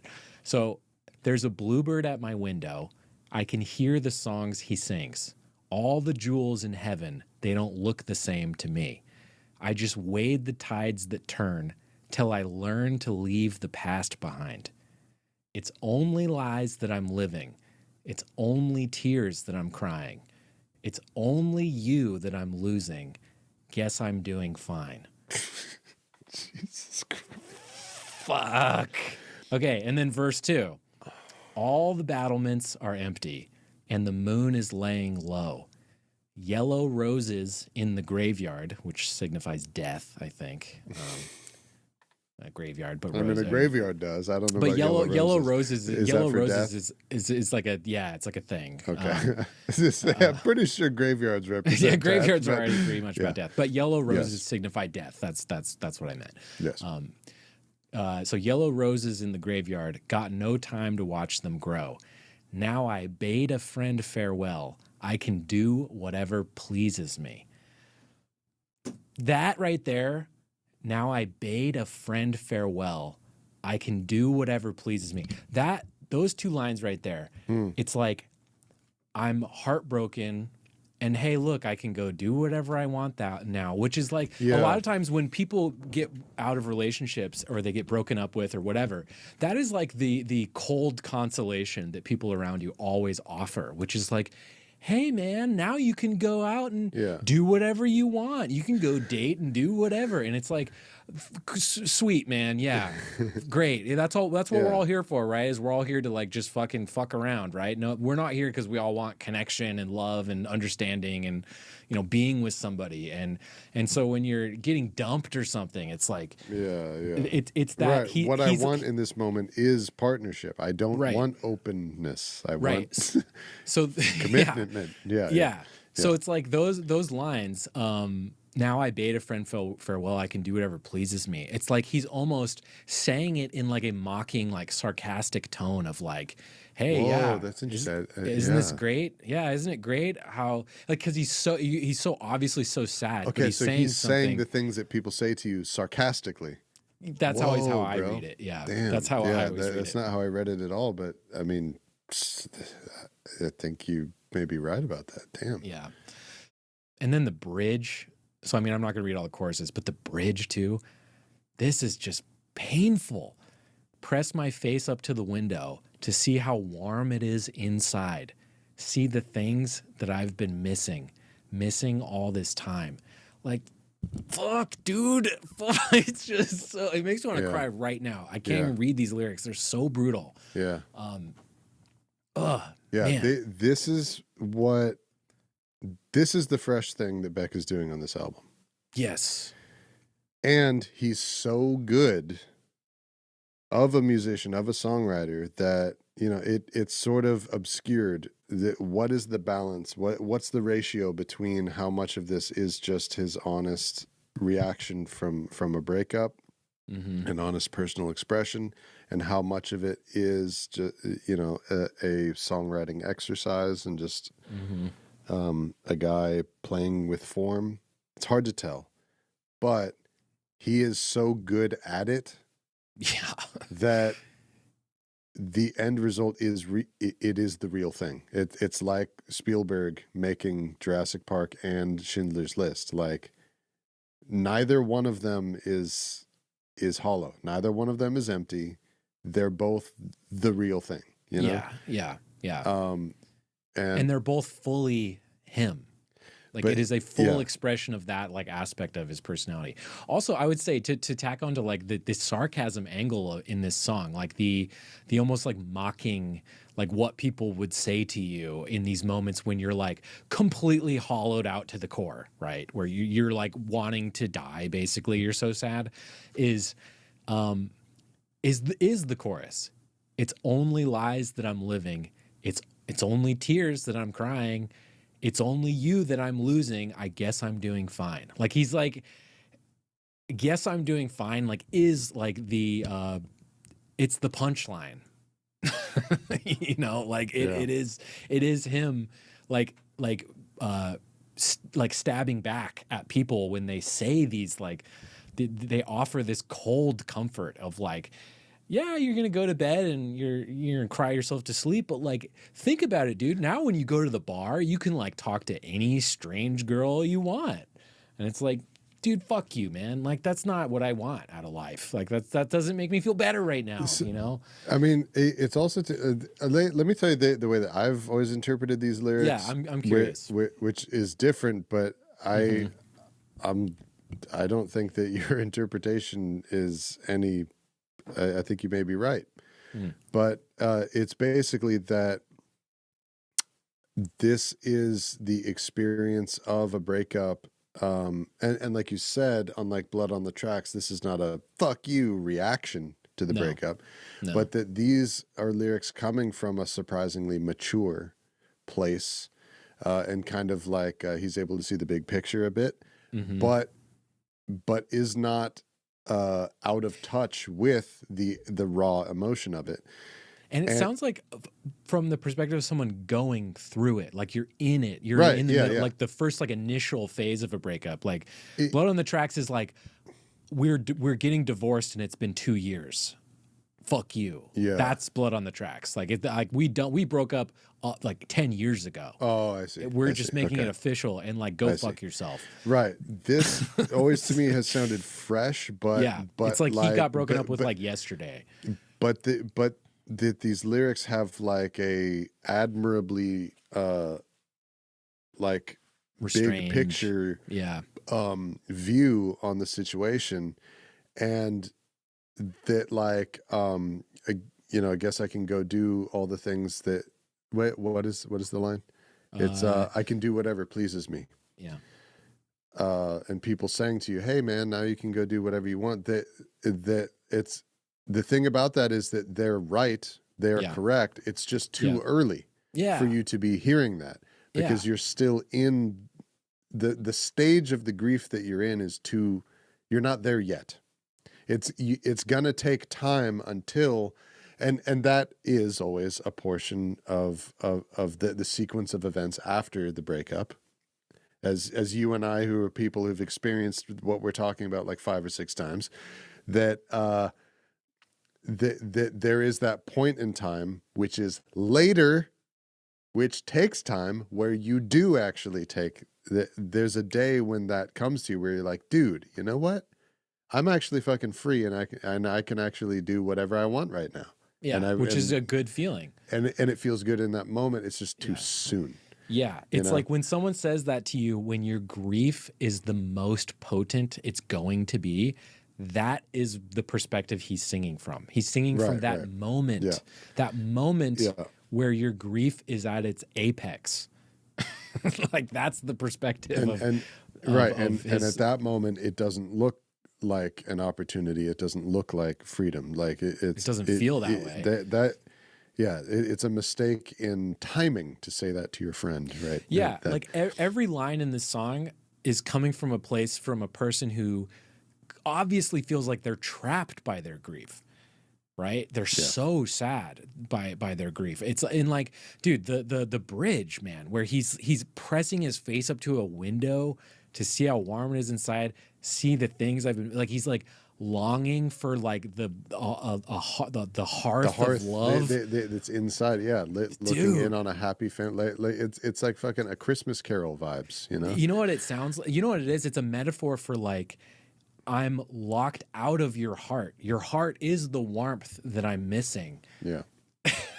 Okay, people, who can hear my voice. This is good lyric writing right here. I'm like getting emotional talking about it. It's like, fuck, dude. Dude, okay, let me read you some lyrics that are from Midnight Vultures that are typical of all of Beck's work before this point that he did this. Yeah. Do you want to ride on the Baltic Sea? I'll be your mistress, COD. I'll comb your hair, rewrite your diary, pour champagne on a honeybee. I met you at Zanku Chicken. I cold stepped to you with a fresh pack of gum. See? Fuck, dude. He's so funny. But that's the thing. What do they always say? That comedians are secretly like the best dramatic actors, like Bryan Cranston is always one people bring up, or like Adam Sandler. Like when Adam Sandler in Punch Drunk Love drops the fucking hammer down, and it's like, did you know I can fucking act? Like it is like one of the best performances ever, right? Like he's like Daniel Day-Lewis style. Dude, look at fucking Jim Carrey, man. Totally. Like when he does dramatic shit, it's like, oh my God, like and I think it's because he's way better than most dramatic people who only do dramatic acting at that. I think it's because being able to be intuitive enough to connect with people and be empathetic enough with people to make them laugh takes a very like refined, mature person. Like making people laugh is the hardest thing. And like understanding people's sense of humor and things like that is like the hardest like emotional pain point that I think have to navigate when we're like dealing with people in the world. But if you're able to do that on like a mass scale of like a Bryan Cranston or a Beck, then you have also in your toolkit, like any good clown does. Pagliacci, baby. Like any good clown does, you can pull out the sad clown face as well, right? And it's like, and you'll make them cry. You'll make them laugh. You'll make them cry. That's right. It's like that classic story, man, where a man goes to see the clown Pagliacci and says, I've been laughing at your show so much that my side hurts. It's killing me. And it feels like a very serious pain. I fear that something may be wrong, Pagliacci the clown. And Pagliacci says, well, just down the street, there's an amazing doctor. You should go see him and get that treated. It sounds very serious. Mm-hmm. And the man says to him, but Pagliacci, I am the doctor. That's great. That's great.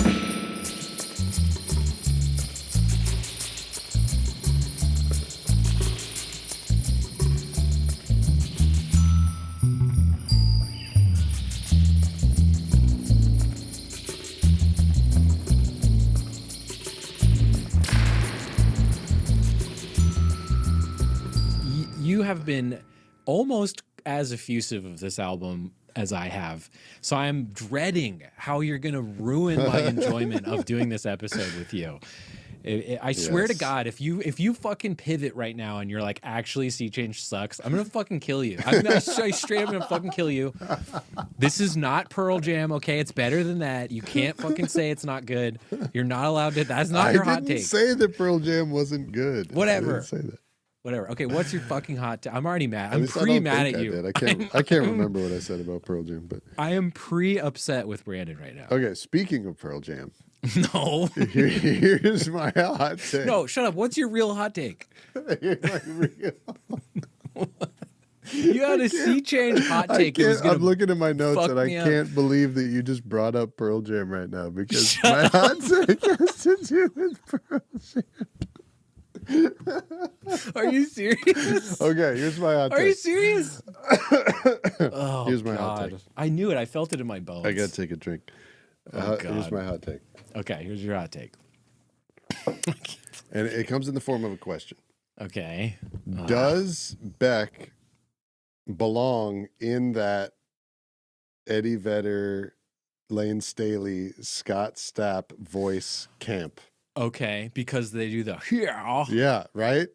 The Eddie Vedder, Staley, Lane Staley, Scott Stapp, all with arms wide open. I'm gonna say no.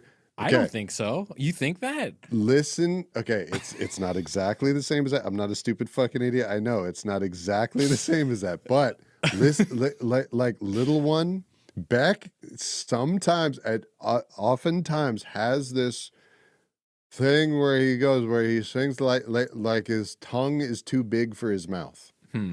Well, he's doing a thing on this where he is singing in a lower register. Like he's trying to access like that lower bound of his register for sure.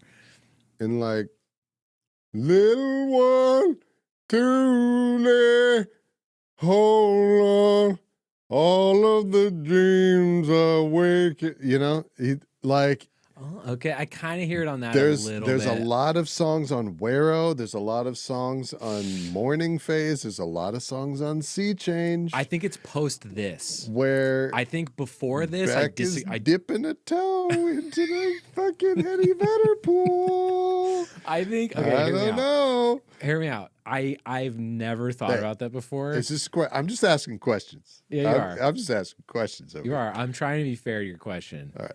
Because you're comparing one of my favorite singers with one of my other favorite singers in a negative way. So I'm just going to ignore that aspect of it. But I'm not saying that it's bad, because as we established on the Pearl Jam episode, and possibly when we talked about Creed before that, I don't hate this voice style. It is much derided. People make fun of it all the time. I think every singer that I just named, I think is a fantastic singer. I like Eddie Vedder and Lane Staley. I think this is a reach. I'm not going to lie. I hear what you're talking about. I've never thought about that before. Beck has a thing that he does. I would say prior to Sea Change, I would disagree. I don't. He did not have a. He didn't had a do higher it before register. Sea Change. I think this is Post, the first this is, time. And this is when it's this definitely album Guero. and after. It's definitely he does Guero. it a lot on Guero. Yes. Yeah.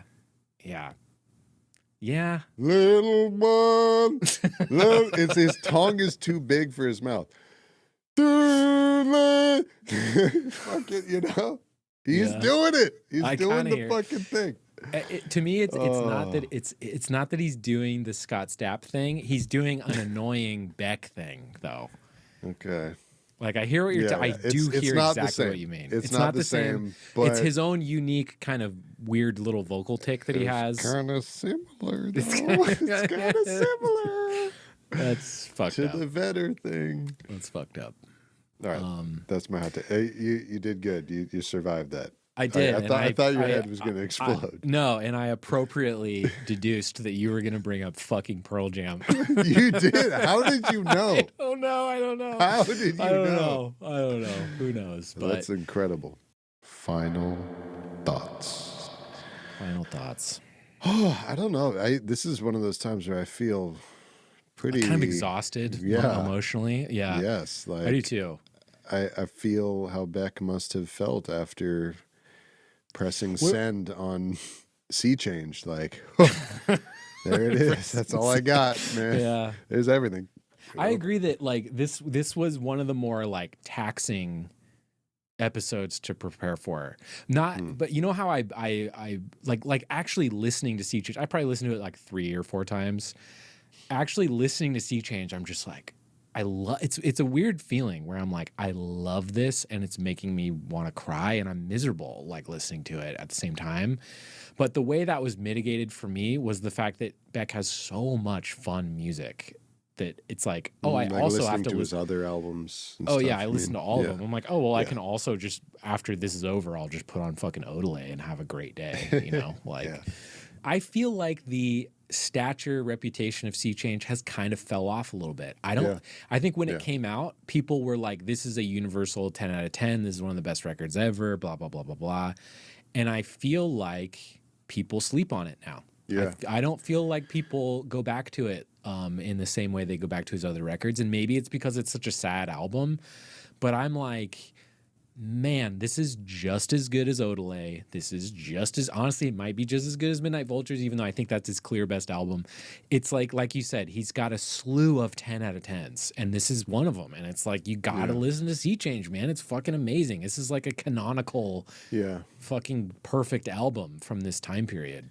Well, we're also like in that, 20-year thing that moves along where whatever was big 20 years ago is It's stupid not so right big. now. Yeah. So like it's true. 2002, right now, 2002 is not very cool, right? Yeah, we got to get to 2032, and then this album, Yeah. this episode's gonna And blow then up. everyone's going to be like, dude, have you guys ever heard Sea Change? What the fuck? Yeah. But yeah, no, you're right. Like I do remember like 10, 15 years ago, like people who have very good taste and people whose opinions I really respected, whenever I'd bring up Beck, they would say like, have you heard Sea Change? And I'd always say, no, I haven't. And they're like, oh, dude, that's the one. Yeah. That is the one. Yeah. I'm like, okay, I'll listen to and it. it is. They're right. I never it did is until now. It's the one where I think it's the biggest risk of his entire career, and he like nailed the landing. Like going from Loser and Odelay and fucking Midnight Vultures and Sex Laws was like Laws. that was the hit from his previous record. Yeah. And then to go from all that stuff that everyone was expecting to this is like a huge risk. And like I love that like bravery from musicians and artists. Like it's just like, I don't know, it's amazing. Beck has a very expansive mind, like his you can just tell like his vision, the scope of his artistry is just very wide. It's very big. And that's why, like I said, one of my takeaways from this whole thing is that like Sea Change is not outside of his scope. Right. Which is amazing. It just is part of what demonstrates how wide his scope is. Very well said. Doing this is one of the things that he would do. Crazy. Fun episode talking about Beck. Man. But we've got to get out of the sadness, out of the doldrums, and we've got just the prescription to shake off all the sad Beck feelings we have right now. Y'all. Because Brandon, I'm so happy to announce that our next episode will be the start of the second annual Reggae Summer. Let's go. That's right. This year, Brandon is starting us off with Peter Tosh's Legalize It. That's right. Legalize It. Which is an interesting album because for those of us in California, that phrase has sort of lost its potency. Its potency because we in the intervening years we have legalized it. It's true, but the sentiment is the same. Yes, yeah. Legalize the spirit. Yeah, legalize leaving me alone about this. That would be great. Right. Yeah. So, I mean, this is one of those albums, and you guys will see. We're going to do 6 albums again, just like we did last year. 6 classic reggae albums in a row. Yep. And you'll see that like each and every one of these is that we could have done them in the first year too. They're easily, like some of my favorites. Core texts. Yeah. Some of my favorite albums of all time we are going to do this summer for Reggae Summer Volume 2. We already know what all 6 of them are, and they're incredible. They're really good. And it's going to be a different. It's some of them are going to be kind of a different slice of.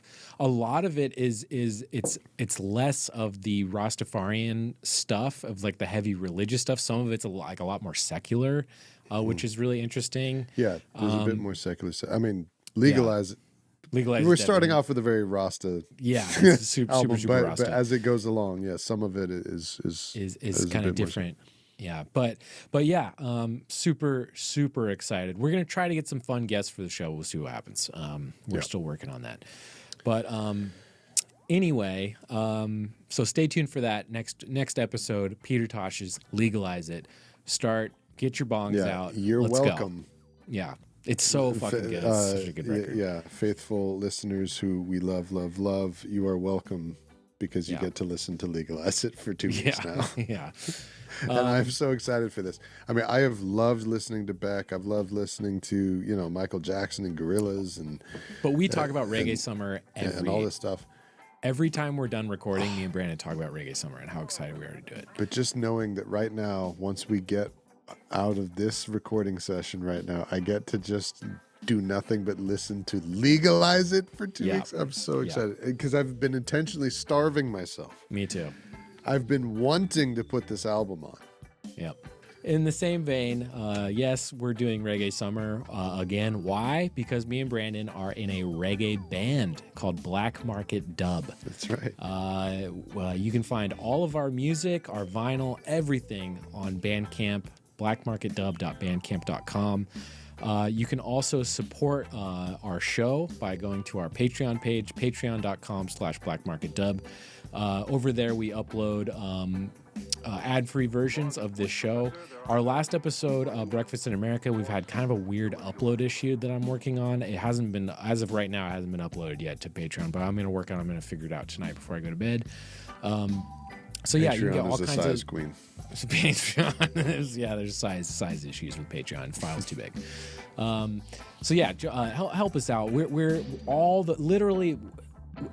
We do make money from doing Black Market Dub and Playback and all that stuff, but all the money goes in a fund that right now we're just saving up money to get our next album pressed to vinyl. That's all we're trying to do. It's finished. It's ready. All of it is done. The only thing we don't have is the money to get it pressed. So if you want to help us get it pressed, go to our Patreon, go to our Bandcamp, subscribe, buy our records, our vinyl, our music, whatever. Help us get there. We're in like a super, super crunch right now. We'll get this album out this year either way for sure. But Brandon, with that, do you have any closing Beckable lyrics for us? I do. All right, everyone. Thank you so much for listening. We love you. I have a dual lyric for you this time. Okay, let's hear it. Now I bade a friend farewell. I can do whatever pleases me. Put your hands on the wheel. Let the golden age begin. Goodbye. Bye.